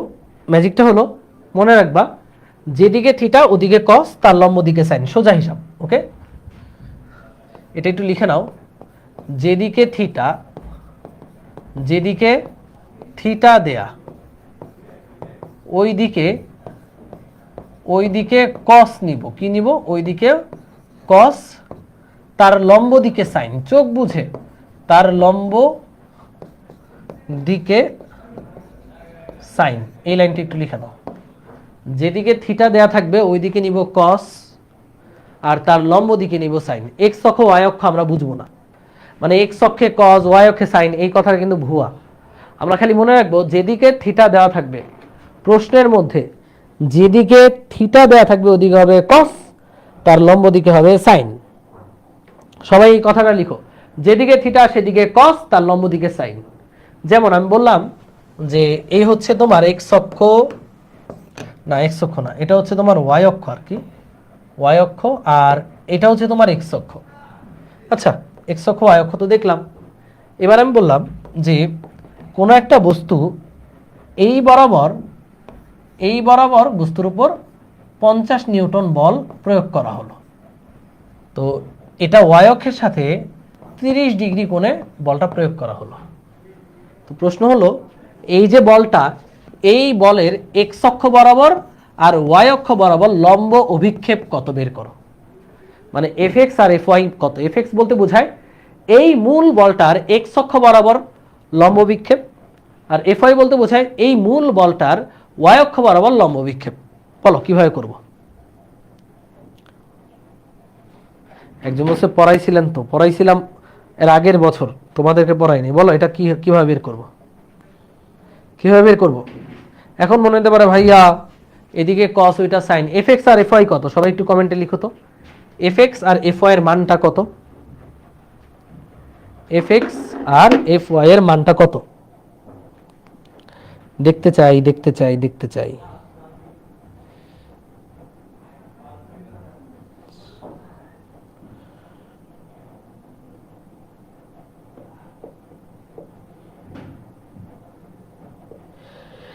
এফ এক্স হচ্ছে 50 cos 30। এই যে ভুল করে ফেলছে পোলাবান, ভুল করে ফেলছে, দেখছো পোলাবান ভুল করতেছে। এক্স হলো 50 sin 30, ওয়াই হচ্ছে 50 cos 30। আচ্ছা, এটা কেমনে করবো আমি বলি। আগেই বলছি যে cos কোন দিকে সেটা মুখস্থ করে রাখবো না, যে ভাই এক্স অক্ষ মানেই cos, না এক্স অক্ষ মানেই cos না। যেদিকে থিটা ওই দিকে cos, তার লম্ব দিকে সাইন। আগে আমরা cos দিব, পরেরটা সাইন। আবারও বলো, যেদিকে থিটা দেওয়া ওইদিকে cos। এখন থিটাটা দেওয়া কোন দিকে? ওয়াই অক্ষে দেওয়া। এই যে থিটাটা কোন অক্ষে দেওয়া? ওয়াই অক্ষে। তাহলে ওয়াই অক্ষে হবে cos, তাহলে এটা হবে এফ cos থিটা, তার লম্ব দিক, তার মানে এটা হবে এফ সাইন থিটা। এবার করো, যেদিকে থিটা সেদিকে cos, মানে এটা হচ্ছে 50 cos 30। cos 30 মান √3/2, তাহলে এটা হচ্ছে 25 √3। আর এটা হলো 50 sin 30, 50 যেদিকে থিটা সেদিকে কস, তার লম্ব দিকে সাইন, তাহলে এটা হচ্ছে 25। তাহলে এটা হচ্ছে এক্স অক্ষে, তাই এটা এফ এক্স, এটা ওয়াই অক্ষে, তাই এটা এফ ওয়াই। এবার যাদের সাথে মিলছে তাদের জন্য তালি, আর যাদের সাথে মিলে নাই তাদের জন্য ঘুষা। বলো কে কে তালি খাইছো, কে কে ঘুষা পাইলা? তালি পাইলা কে কে? এবার বুঝছো কিনা, মানে তালি খাও আর ঘুষা খাও যাই পাও, বুঝছো কিনা? যেদিকে থিটা সেদিকে কস, তার লম্ব দিকে সাইন নিব। যেমন আমি বললাম, যেমন ধরো আমি তোমাকে বললাম আর একটা এক্সাম্পল, যে মনে করো এইটা আমি বললাম এটারে এক্স অক্ষে আর ওয়াই অক্ষে উপাংশে ভাগ করো, 100 নিউটন, বললাম এই কোণটা 30 ডিগ্রি। এখন দেখো এটারে আমি বললাম এক্স অক্ষে আর ওয়াই অক্ষে উপাংশে ভাগ করো, এটাকে এক্স অক্ষ আর ওয়াই অক্ষে উপাংশে ভাগ করো। তাহলে এখন তো ভাই মাইনকার চিপায় পড়ে গেলাম, এইটারে কিভাবে উপাংশে ভাগ করব? খুবই সহজ, কেমনে করবা দেখাই। যেদিকে থিটা সেদিকে কস, তার লম্ব দিকে হচ্ছে সাইন। যেদিকে থিটা সেদিকে কস, তার লম্ব দিকে সাইন। তাহলে কোন দিকে থিটা? এই যে এদিকে থিটা, তাহলে এদিকে কস, তার লম্ব দিক মানে এটা, এটাকে সাইন। এটা কি এক্স অক্ষ আর ওয়াই অক্ষ? না, এটা এক্স মাইনাস এক্স অক্ষ আর ওয়াই অক্ষ। তাহলে আমি বলছি এক্স অক্ষ আর ওয়াই অক্ষে বের করতে। তাহলে ফার্স্ট অফ অল এক্স অক্ষ কোনটা? এই যে এটা হচ্ছে এক্স অক্ষ, এটা হচ্ছে ওয়াই অক্ষ, তাই না? এক্স অক্ষ ওয়াই অক্ষ বের করলাম। এখন বলো যেদিকে থিটা সেদিকে কস, লম্ব দিকে সাইন। এখন এক্স অক্ষের সাথে এটা কোন দিকের সাথে কোন দেওয়া? দেখো তো এই যে এটা এক্স অক্ষের সাথে কত কোণ উৎপন্ন করেছে? 30 আর 90, এই কোণটা কিন্তু 120 ডিগ্রি। তাহলে এই 100 নিউটনটা এক্স অক্ষের সাথে 120 ডিগ্রি কোণ উৎপন্ন করে। তাহলে যেই কোণ উৎপন্ন করে সেই কোণের কস। তাহলে এইদিকে হবে এফ এক্সটা হবে 100 কস 120, আর তার লম্ব দিকে মানে এদিকে এফ ওয়াইটা হবে যা আছে তার সাইন, 100 সাইন 120। আমরা কি এটা বুঝতে পেরেছি? আমরা কি এটা বুঝতে পেরেছি? ক্লিয়ার? আচ্ছা, এবার একটা প্রশ্ন আসতে পারে, ভাইয়া এখানেই তো কোণ আছে, আপনি কেন 120 ডিগ্রি কোণ দিয়ে করলেন? কারণ আমাকে বলেছে এক্স অক্ষে আর ওয়াই অক্ষে উপাংশ কত, আমাকে একদম আইডেন্টিফাই করে দিয়েছে এই বরাবর আর এই বরাবর উপাংশ কত। তাহলে আমি এই বরাবরের সাথে একটা অ্যাঙ্গেল জানলাম, এই অ্যাঙ্গেলটা কত? 120।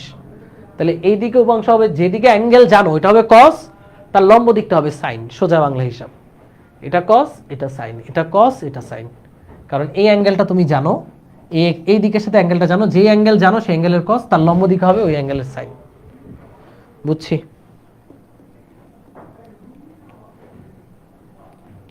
এবার প্রশ্ন হতে পারে, ভাইয়া এটাকে কি আমি এভাবে ভাগ করতে পারতাম না?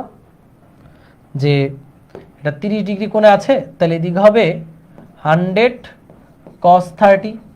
দাও তো এটার মান এটার মান সেম, এটার মান এটার মান সেম, এবং এদিকে হবে 100 sin 30, 100 sin 30। এটার মান কত? 100 sin 30 মান কত? 100 sin 30 মানে 50, আর এটা মানেও কত? -50। তো ঠিকই তো আছে, এটা যদি প্লাসের 50 হয় তার অপোজিটেরটা -50 হবে। আমরা অপোজিটেরটা বের করছি, মানে আমরা এক্স অক্ষ আর ওয়াই অক্ষে বের করছি। বুঝছো? আচ্ছা, অনেকে কোয়েশ্চেন করতেছো এক্স অক্ষ ওয়াই অক্ষ কেন আসলো। এই দেখো তোমাকে আমি প্রশ্নটা ক্লিয়ার করে দিই, এটা খেয়াল করো। এইখানে একটা কোঅর্ডিনেট সিস্টেম দিলাম, আমি তোমাকে স্পষ্ট করে বলে দিলাম এই দিকে আর এই দিকে উপাংশ কত, কিন্তু বলটা আছে মনে করে এইটা, বল মনে করে এইটা, বল মনে করে এইটা, এটা হচ্ছে বল মনে করো 50 নিউটন। এখন বল এইটা দেওয়া, এই কোণটা দেওয়া 45 ডিগ্রি, কিন্তু তোমাকে আমি বলছি এই সবুজ বরাবর একে ভাগ করো, সবুজ দুইটা অক্ষ বরাবর ওকে ভাগ করো, লম্ব বিক্ষেপে ভাগ করো বা লম্ব উপাংশে ভাগ করো। কেমনে করবা? এটা ভাগ করার নিয়ম হলো এই সবুজের যে কোনো একটা দিকের সাথে ওর অ্যাঙ্গেলটা জানতে হবে। অ্যাঙ্গেল অলওয়েজ অ্যান্টি ক্লকওয়াইজ নিব আমরা, মানে ঘড়ির কাঁটার বিপরীতে অলওয়েজ অ্যাঙ্গেল নিব আমরা। হ্যাঁ, আমরা অলওয়েজ ঘড়ির কাঁটার বিপরীতে অ্যাঙ্গেলটা নিব। তাহলে এই যে ঘড়ির কাঁটা বিপরীতে অ্যাঙ্গেল নাও, এই যে আমি এই সবুজ যে কোনো একটা অক্ষের সাথে ওর অ্যাঙ্গেলটা জানবো, আমি এই অক্ষের সাথে অ্যাঙ্গেলটা জানতে চাই, এক্স অক্ষের সাথে জানতে চাই, তাহলে 90 90 45, এই টোটাল অ্যাঙ্গেলটা কত বলো? এই টোটাল অ্যাঙ্গেলটা হচ্ছে 180 প্লাস 45, 225 ডিগ্রি, 225 ডিগ্রি। এখন আমি বলছি যেদিকে থিটা সেদিকে কস, তাহলে এই যে 50 নিউটন এক্স অক্ষের সাথে 225 ডিগ্রি কোণে আছে, তাহলে এক্স অক্ষের উপাংশ হবে 50 কস 225, আর ওয়াই অক্ষে হবে এইটা কস, তার লম্ব দিকে হবে সাইন, তাহলে চোখ বুঝে ওয়াই অক্ষে হবে 50 সাইন 225। এবার কি বুঝছো? এবার প্রশ্ন হতে পারে, যদি তোমাকে বলে দেয় এই বরাবর উপাংশ কত, এই যে তোমাকে যদি বলে এই বরাবর আর এই বরাবর উপাংশ কত, তখন তুমি যেই কোণটা দাও সেটা দিয়ে বের করো। বাট তোমাকে বলেই দিয়েছে এই বরাবর আর এই বরাবর উপাংশ কত, তখন তুমি এভাবে করবা, যে অ্যাঙ্গেলে আছে এক্স অক্ষের সাথে ওই অ্যাঙ্গেলের কস, তার লম্ব দিকে হচ্ছে ওই অ্যাঙ্গেলেরই সাইন। মানে কস বের করতে পারলে লম্ব দিকেটা সোজা, কসের জায়গায় খালি সাইন বসবে। ঘড়ির কাঁটার বিপরীত দিক থেকে অ্যাঙ্গেল নিব, তাহলে ঝামেলায় পড়তে হবে না। দিকে নিলে কি সমস্যা হবে? ঝামেলায় পড়তে হতে পারে। এই কারণে অলওয়েজ অ্যাঙ্গেলগুলো আমরা ঘড়ির কাঁটার বিপরীত দিক থেকে নিব। আমরা কি এক্স অক্ষে আর ওয়াই অক্ষে উপাংশে ভাগ করতে পারবো? ভাই যেভাবেই দেয়া থাকুক, আমরা খালি ঘড়ির কাঁটার বিপরীত দিক থেকে সেই অ্যাঙ্গেলটা দেখব কত অ্যাঙ্গেলে আছে, যে অ্যাঙ্গেলে আছে ওই অ্যাঙ্গেলের কস, লম্ব দিকে হচ্ছে সাইন, সোজা হিসাব। যে অ্যাঙ্গেলে আছে ওই অ্যাঙ্গেলের কস, লম্ব দিকে হচ্ছে তার সাইন। যদি না বলে তাহলে নিজের মতো ভাগ করে নিবা। এই যে একজন বলছে যদি না বলে দেয় তাহলে এইদিকে ভাগ করবা, এই যে তুমি বলবা 45 ডিগ্রি কোণে আছে, তাহলে এদিকে উপাংশ হচ্ছে 50 cos 45, এদিকে হচ্ছে 50 sin 45, সোজা হিসাব। বুঝছো? যদি না বলে বা যদি অঙ্কের সুবিধার জন্য আমাদের করতে হয়, তখন আমরা আমাদের যে অ্যাঙ্গেলটা আছে ওই বরাবর ভাগ করে নিব। বাট যখন আমাদের লাগবে যে আমি এক্স অক্ষে আর ওয়াই অক্ষে ভাগ করব, এটা তো এক্স অক্ষ, এক্স অক্ষ মানে পজিটিভ এক্স অক্ষ, এটা পজিটিভ ওয়াই অক্ষ। যখন আমরা এক্স অক্ষ আর ওয়াই অক্ষে ভাগ করব, তখন আমরা দেখব এক্স অক্ষের সাথে কত অ্যাঙ্গেলে আছে, সেই অ্যাঙ্গেলের কস, লম্ব বরাবর হবে ওই অ্যাঙ্গেলেরই সাইন। মানে কজের জায়গায় জাস্ট সাইনটা বসায় দিবা, সিম্পল। এটা তো আমরা বলেই দিলাম যে এই বরাবর আর এই বরাবর ভাগ করব, এটা বলে দিছি। না বলে দিলে যেটা হইতো, এই যে এভাবে যদি দেওয়া থাকতো, আমি বললাম এটাকে উপাংশে ভাগ করো, এটা 45 ডিগ্রি, তো কিছুই বলে দেওয়া নাই, বলছি উপাংশে ভাগ করো, লম্ব উপাংশে ভাগ করো। তখন আমরা এমনি ভাগ করতাম যে যেদিকে থিটা সেদিকে কস, তাহলে এদিকে হবে 10 cos 45, আর তার লম্ব দিক হচ্ছে এইটা, কিন্তু হ্যাঁ এটা হবে 10 sin 45, সোজা হিসাব। বাট আমি কি কোয়েশ্চেনটা এটা করেছি?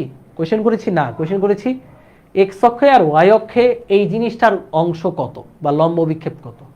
তাহলে এক্স অক্ষের সাথে অ্যাঙ্গেলটা জানলা, সেই অ্যাঙ্গেলের কস, তার লম্ব দিক হচ্ছে ওই একই অ্যাঙ্গেলের সাইন।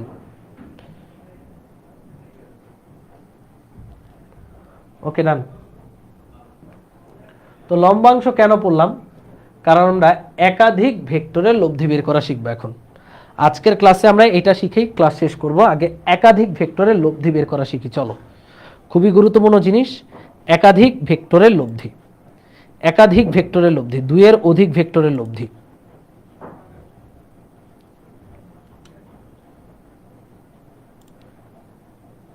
Okay ready? লিখো।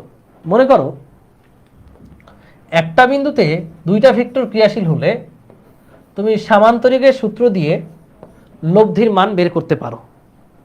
বাট আমি বললাম এই হচ্ছে একটা ফুটবল, এই ফুটবলে মেসি এসে এদিকে লাথি মারলো, এটা মনে করো মেসি। রোনালদো এসে এদিকে লাথি মারলো, তারপর হচ্ছে আমাদের সাকিব আল হাসান এসে এদিকে লাথি মারলো, তারপরে হচ্ছে এমবাপ্পে এসে এদিকে লাথি মারলো, বাপ্পি। তারপরে মনে করো নেইমার এসে এদিকে লাথি মারলো, নেইমার। প্রশ্ন হচ্ছে ফুটবলটা কোন দিকে যাবে? এটাকে আমরা সামান্তরিক দিয়ে বের করতে পারবো কি মনে হয়? সামান্তরিক সূত্র তখনই অ্যাপ্লাই করা যাবে যখন ভেক্টর দুইটা। বাট এখানে ভেক্টর কয়টা?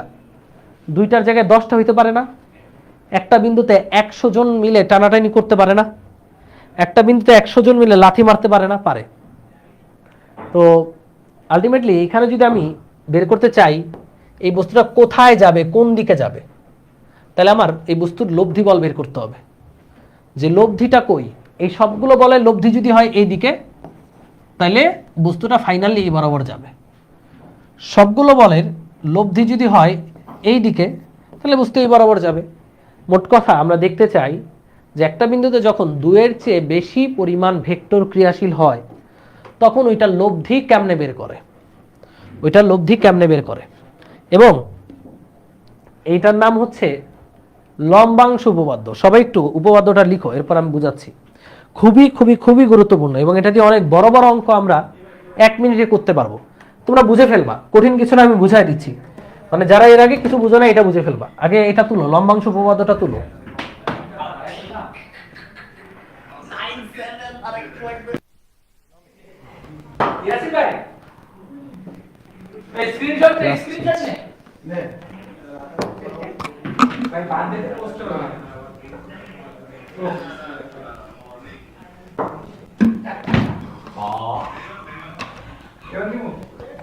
ওকে,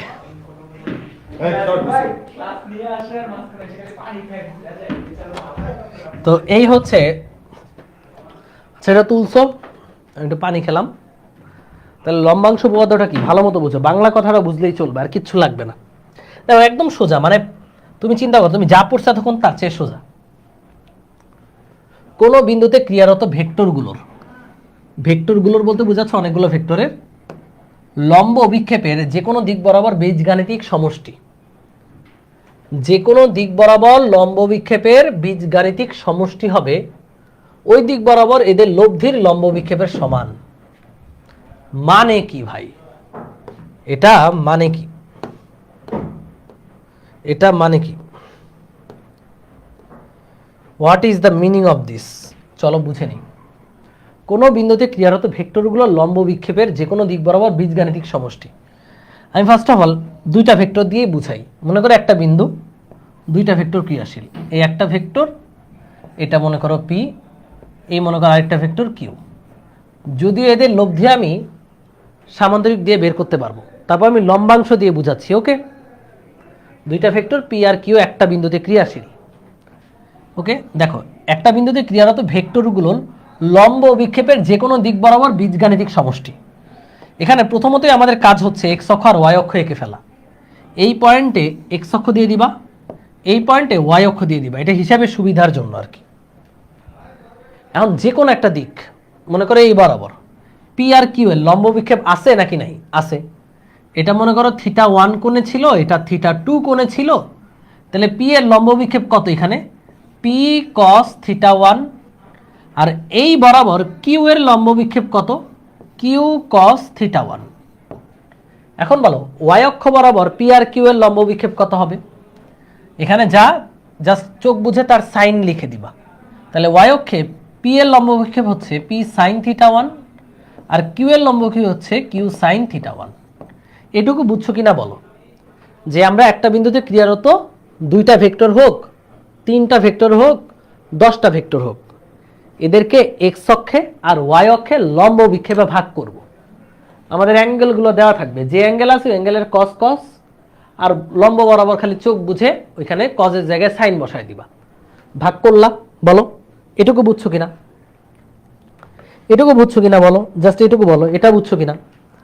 যে ভেক্টরগুলো লম্ব বিক্ষেপের যে কোনো দিক বরাবর, এই যে কোনো একটা দিক বরাবর আমরা ভেক্টরগুলো লম্ব বিক্ষেপ নিলাম, যে এই বরাবর আর এই বরাবর ভেক্টরগুলো লম্ব বিক্ষেপ নিলাম। এই যেমন পি কস, হ্যাঁ এটা θ2, কিউ কস θ2 হবে, θ2 হবে, গুড। লম্ব বিক্ষেপ নিলাম। এবার এটুকু তো বুঝা গেছে, লম্ব বিক্ষেপ নিলাম। এবার দেখো এই লম্ব বিক্ষেপের প্রশ্ন অনুযায়ী কি, মানে সূত্রটা কি বলছে? এই লম্ব বিক্ষেপের বীজগাণিতিক সমষ্টি হবে, মানে এই দুইটাকে যদি যোগ করো, এটা কি বীজগাণিতিক সমষ্টি? এটা হচ্ছে বীজগাণিতিক সমষ্টি।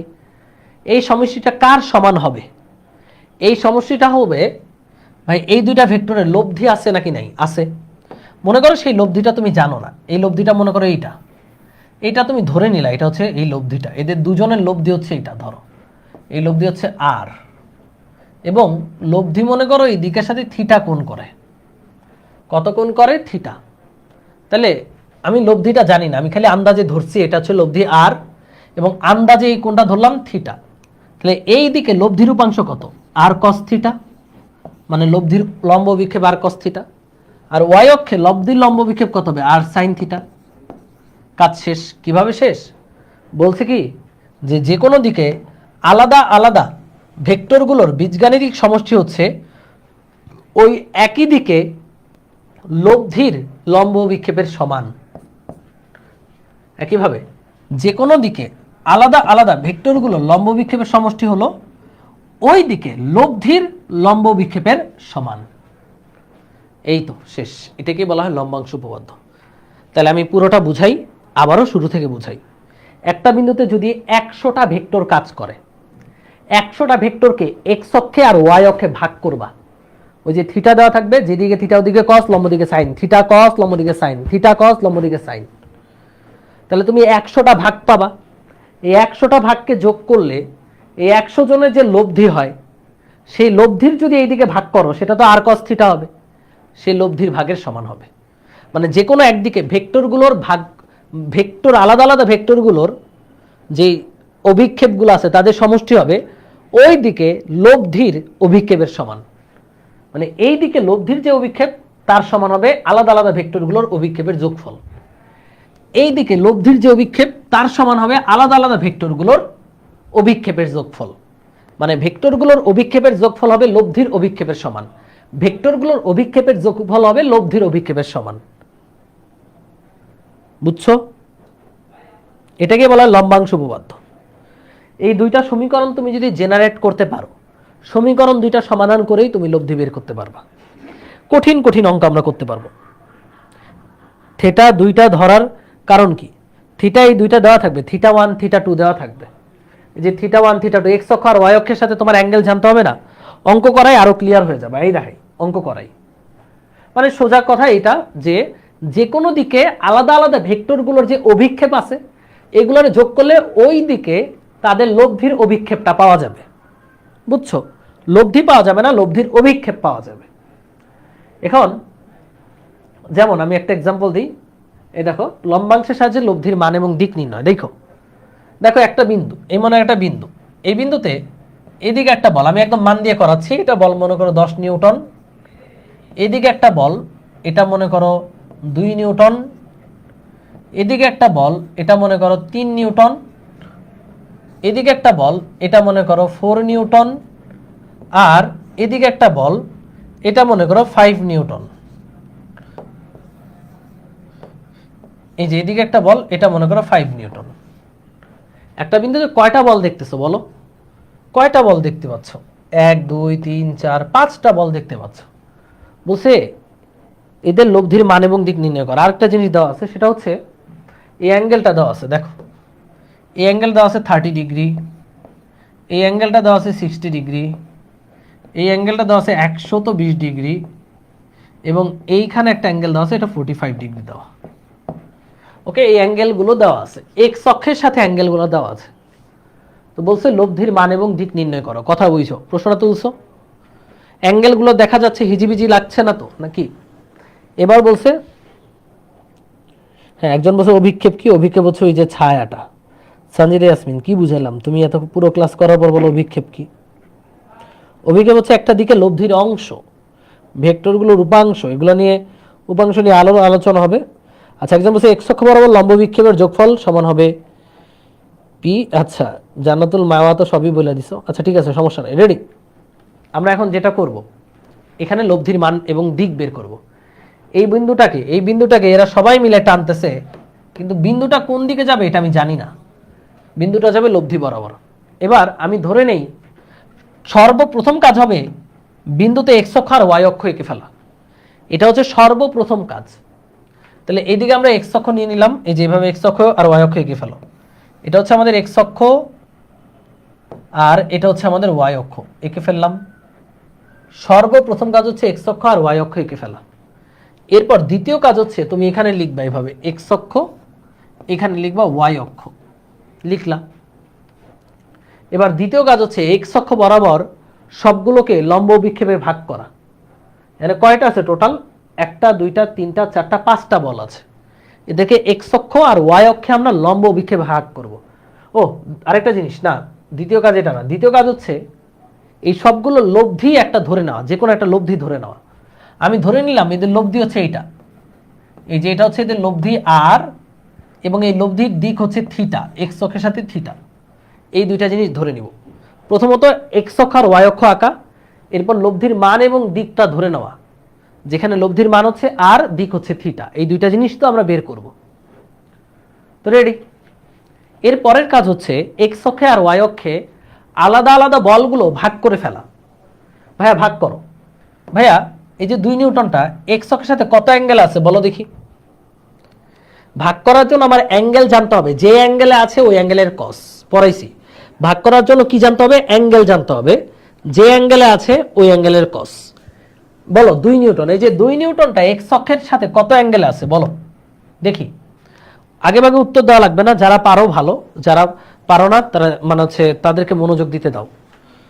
বলো 2 নিউটনটা এক্স অক্ষের সাথে কত অ্যাঙ্গেল আছে? এই যে আসাদুল ইসলাম বলে দিচ্ছে 0 ডিগ্রি অ্যাঙ্গেল। এটা তো বুঝাই যাচ্ছে যে 2 নিউটনটা এক্স অক্ষের উপরে আছে, মানে 0 ডিগ্রি অ্যাঙ্গেল আছে। তাহলে 2 কে যদি ভাগ করি, এদিকে 2 এর উপাংশ হবে 2 cos 0, এই যে এক্স অক্ষেরটা, আর এখানে না একে এখানে না লিখে এখানে লিখি, সাফ থাকবে। তাহলে এক্স অক্ষে 2 এর লম্ব অভিক্ষেপ হবে 2 cos 0 ডিগ্রি। তাহলে ওয়াই অক্ষে কত হবে? ওয়াই অক্ষেরটা দেখারই দরকার নাই, এটা দেখে এটা লিখবো, কজের জায়গায় জাস্ট সাইন লাগাই দিব। তাহলে ওয়াই অক্ষে 2 এর উপাংশ হবে 2 sin 0, সোজা হিসাব, একটা কজ আর একটা সাইন। এরপরে দেখো 2 গেল, 2 শেষ। এবার 10 এক্স অক্ষের সাথে 30 ডিগ্রি অ্যাঙ্গেলে আছে। তাহলে 10 এর উপাংশ হচ্ছে যে অ্যাঙ্গেলে আছে সেই অ্যাঙ্গেলের কস। এক্স অক্ষে উপাংশ হচ্ছে 10 cos 30, উপাংশ বা অভিক্ষেপ, আর ওয়াই অক্ষে হচ্ছে 10 sin 30। মানে এটা লিখে ফেলার পর এটা লিখা কোনো ব্যাপার না, কজের জায়গায় খালি সাইন দিয়ে দিব। এরপর আছে কি 3 এক্স অক্ষের সাথে 60 ডিগ্রি কোণে আছে। তাহলে এখানে যেই কোণে আছে সেই কোণের কস 3 cos 60। এর পরেরটা মানে ওয়াই অক্ষেরটা চোখ বুঝে লিখে দিব, কজের জায়গায় খালি সাইন 3 sin 60। এবার এই যে 4 এক্স অক্ষের সাথে 120 ডিগ্রি কোণে আছে। তাহলে 4 এর উপাংশ হবে এক্স অক্ষে 4 cos 120, আর এটা হবে 4 sin 120 গেল 4। এবার 5 বলো 5 এক্স অক্ষের সাথে কত কোণে আছে? আমরা বারবার বলেছি অ্যাঙ্গেল আমরা নিব ঘড়ির কাঁটার বিপরীত দিক দিয়ে, তাহলে আমাদের অঙ্কে কোনো ভুল হবার সুযোগই নেই। অ্যাঙ্গেলটা এই যে 5 এই অ্যাঙ্গেলটা নিতে হবে ঘড়ির কাঁটার বিপরীত দিক থেকে। মনে হতে পারে অনেক বড় অ্যাঙ্গেল, হোক অনেক বড়, বাট অ্যাঙ্গেলটা অলওয়েজ ঘড়ির কাঁটার বিপরীত দিক থেকে নিব। তাহলে এটা 45 হলে পুরোটা 360 ডিগ্রি, তার থেকে 45 বাদ দিলে কত হয়? 360 থেকে যদি তুমি 45 বাদ দাও, তাহলে এই যে এক্স অক্ষের সাথে ঘড়ির কাঁটার বিপরীত দিক থেকে এই অ্যাঙ্গেলটা হচ্ছে 315 ডিগ্রি। তাহলে 5 নিউটন এক্স অক্ষের সাথে 315 ডিগ্রিতে আছে। তাহলে এটা হচ্ছে 5 cos 315 ডিগ্রি, যে অ্যাঙ্গেল আছে সেই অ্যাঙ্গেলের কস। এটা হচ্ছে 5 sin 315 ডিগ্রি। আর কেউ বাকি আছে? সবাইকে ভাগ করে ফেলছো না? এখন সূত্র মানে লম্বাংশ উপপাদ্য হচ্ছে এক্স অক্ষ বরাবর এই ভাগগুলোর যোগফল হলো এক্স অক্ষে লব্ধির ভাগের সমান। এই লব্ধিটাকে ভাগ করি, এক্স অক্ষে লব্ধিটাকে ভাগ করি। আমি ধরে নিছি লব্ধিটা এক্স অক্ষে থিটা কোণে আছে। তাহলে এক্স অক্ষে লব্ধির ভাগটা হবে আর cos থিটা, ওয়াই অক্ষে লব্ধির ভাগটা হবে আর sin থিটা, আর এই ভাগটা হচ্ছে এই সবগুলোর যোগফলের সমান। কথা কি বুঝছো? লব্ধির যে ভাগ বা অংশটা হচ্ছে এই সবগুলো ভাগগুলোর যোগফলের সমান। লব্ধির যে ভাগ এটা হলো সবগুলোর যোগফলের সমান। ক্যালকুলেট করতে পারবা না? আর cos থিটা এবং আর sin থিটার মান কি বের হয়ে আসবে না বলো তোমরা? ক্যালকুলেটর করতে পারবা না ভাইয়া, আর cos থিটা আর sin থিটার মান বের হয়ে আসবে না। এই যে এখানে করি, এই দেখো এখানে কষ্ট করে আর sin থিটা এবং আর cos থিটা এই ভ্যালু দুইটা বের হয়ে আসবে কি আসবে না? আগে বলো, এই দুইটা ভ্যালু বের হয়ে আসবে না?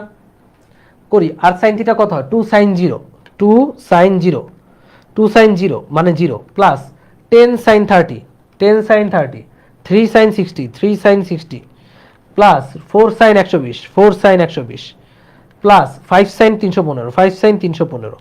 ক্যালকুলেটরে ডিগ্রি মোডে বসাই দিবা। আমরা পাইছি আর sin থিটার মান 7.526। এটা হলো আর সাইন থিটার মান, এবং আর কস থিটা, আর কস থিটার মান কত? 2 cos 0 plus 10 cos 30 plus 3 cos 60 plus 4 cos 120 plus 5 cos 315। এটার মান হচ্ছে 13.695। এইটাকে দাও সমীকরণ 1, এইটাকে দাও সমীকরণ 2।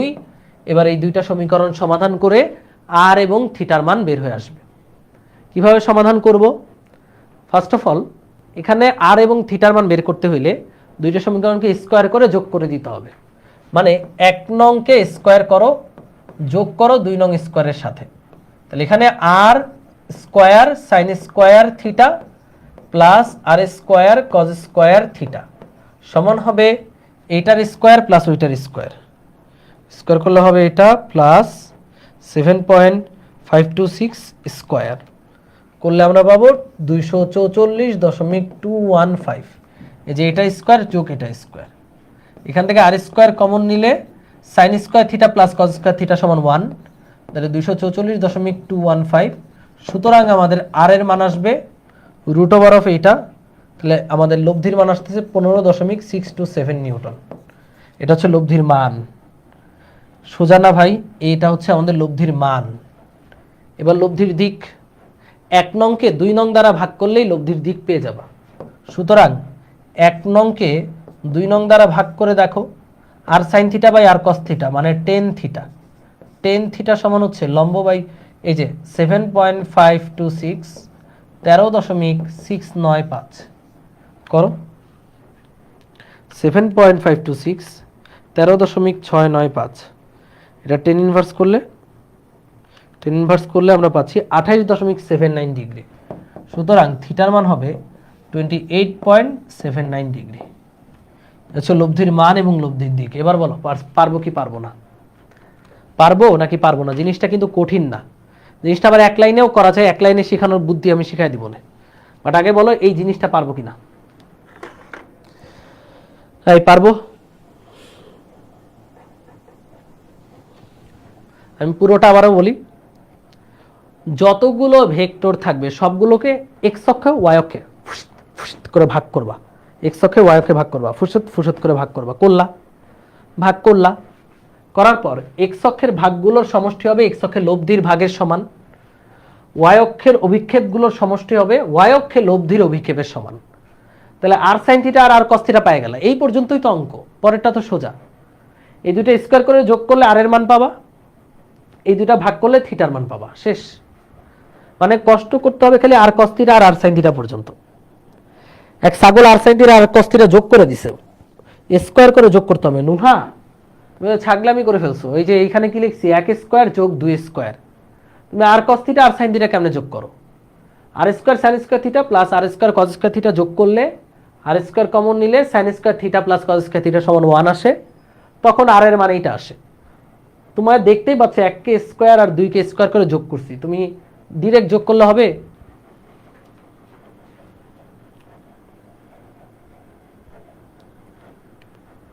আচ্ছা দেখি এবার দেখো, এটার শর্টকাট নিয়ম আছে।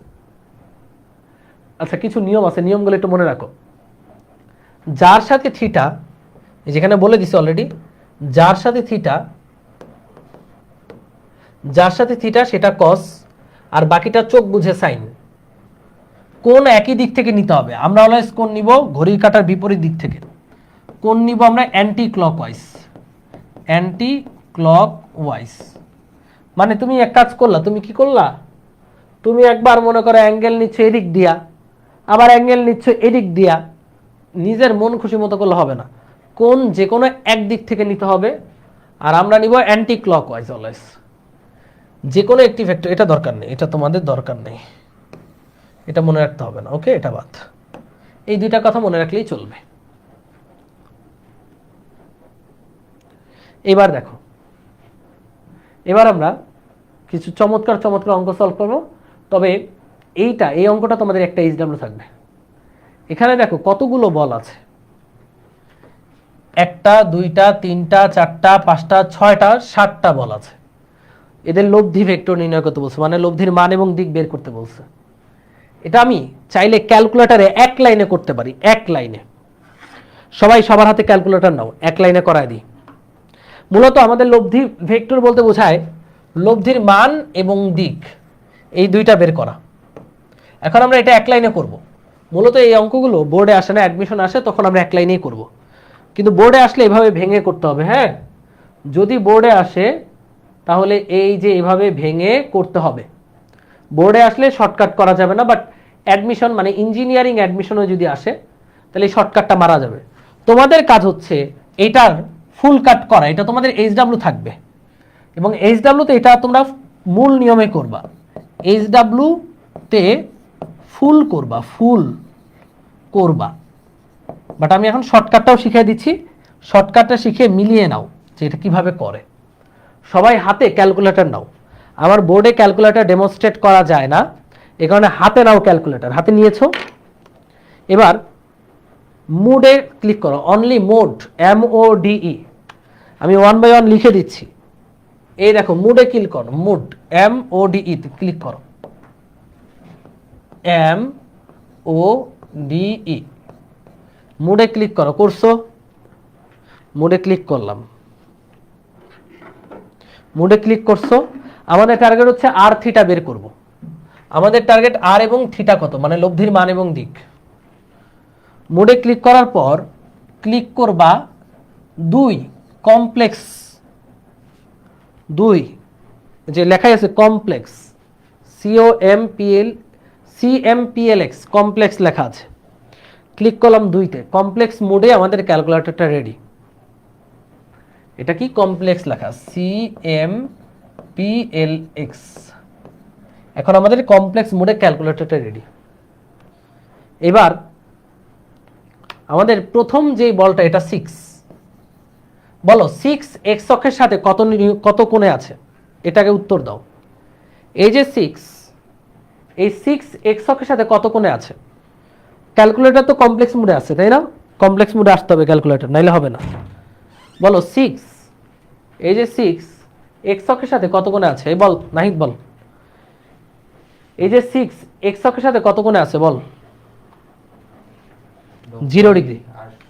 ছাগল, এক্স অক্ষের সাথে 0 ডিগ্রি কোণে আছে। তাহলে এবার 6 এ ক্লিক করো, 6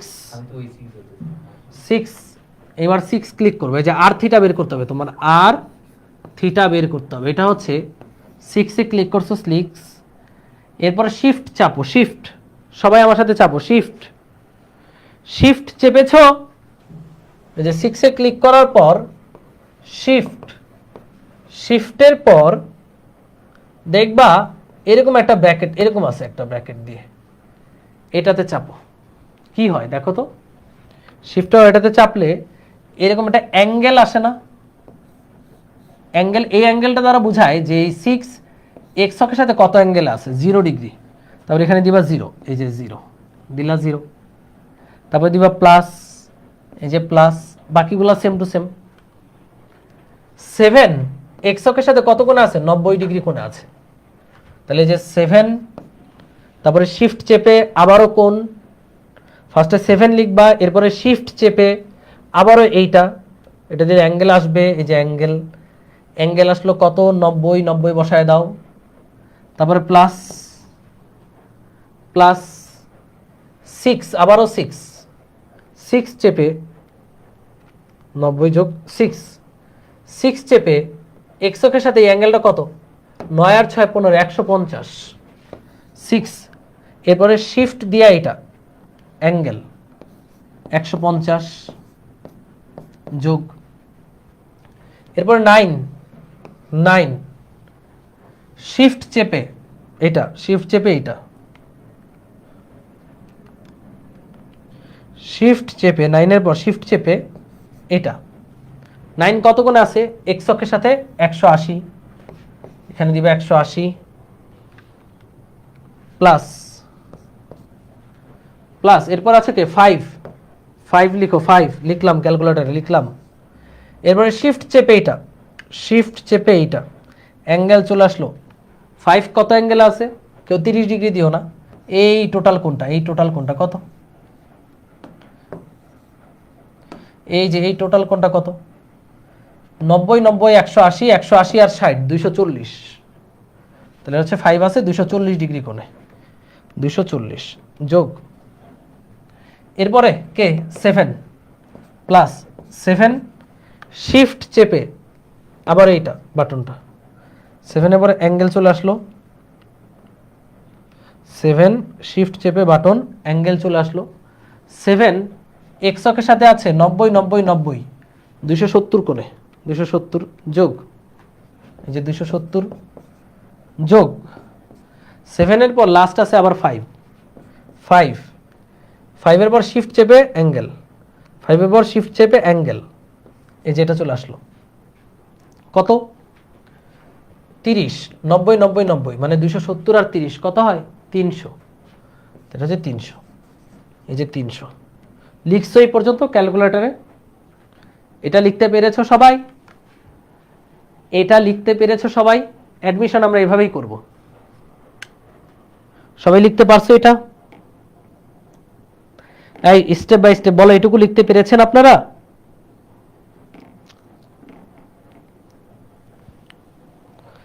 এটুকু লিখতে পেরেছেন,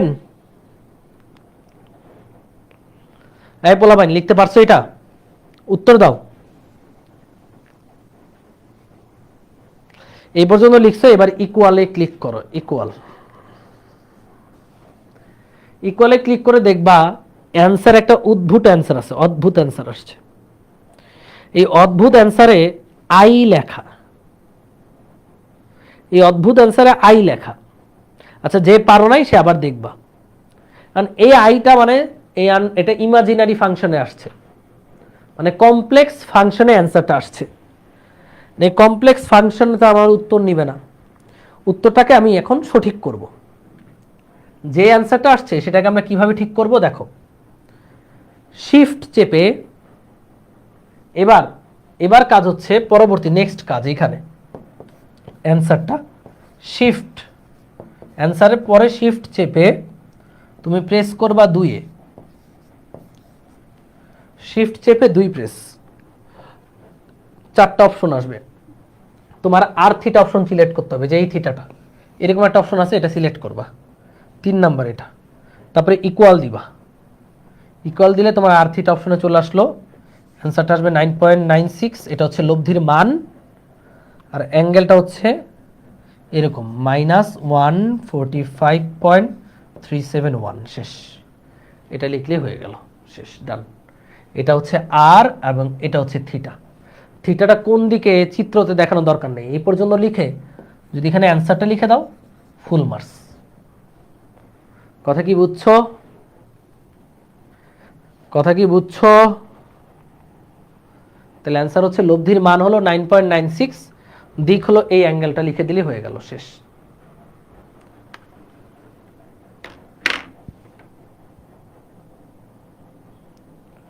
ওকে, তো সবাই মানটা সঠিকভাবে উঠাবা, এটা তোমাদের কাজ হচ্ছে এটা মিলানো, মানে এটা হচ্ছে শর্টকাট, এই শর্টকাটে অ্যাডমিশনে করলেও ফুল মার্কস পাবা, এইচএসসিতে এই শর্টকাট অ্যালাউ না, ক্যালকুলেটরে শর্টকাট অ্যালাউ না, আর অ্যাডমিশনে আর এইচএসসিতে ফুলটা করবা, এইচএসসিতে এই যে এইচডব্লিউ থাকবে এটা ফুলটা করার, সো এটা তোমরা করে ফেলবা, নেক্সট ক্লাসে আমরা লম্বাংশ উপপাদ্য দিয়ে বাকি সকল অঙ্ক শিখে ফেলবো, এখানে আরেকটা এইচডব্লিউ তোমাদেরকে দিয়ে দিই, এটা তোমাদের এইচডব্লিউ থাকবে, লব্ধির মান এবং দিক, মাত্র 3টা বলের লম্বাংশ অ্যাপ্লাই করবা, এইচডব্লিউ থাকবে এটা, এটা এইচডব্লিউ থাকবে, লব্ধির মান এবং দিক, শর্টকাটেও করতে পারো, ফুল কাটেও করতে পারো, তোমার ইচ্ছা।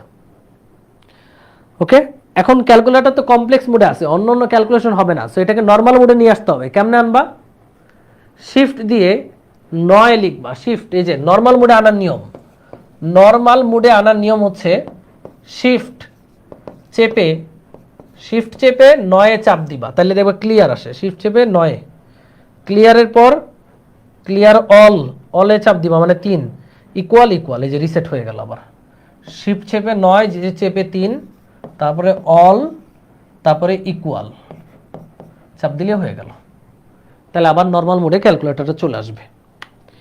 ওকে, সো এই হচ্ছে ক্যালকুলেটর ট্রিক্স, একটা ক্যালকুলেটর ট্রিক্সও শিখাই দিলাম, বাসায় প্র্যাকটিস করো, নাহলে এই ট্রিক্স ভুলে যাবা।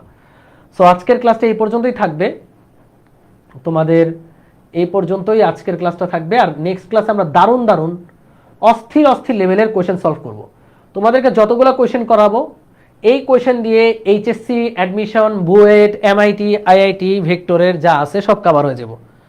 ঠিক আছে, so that's all for today. সবাই ভালো থাকো, সুস্থ থাকো, ভাইয়ের জন্য দোয়া রেখো। আল্লাহ হাফেজ, লাভ ইউ অল, টাটা।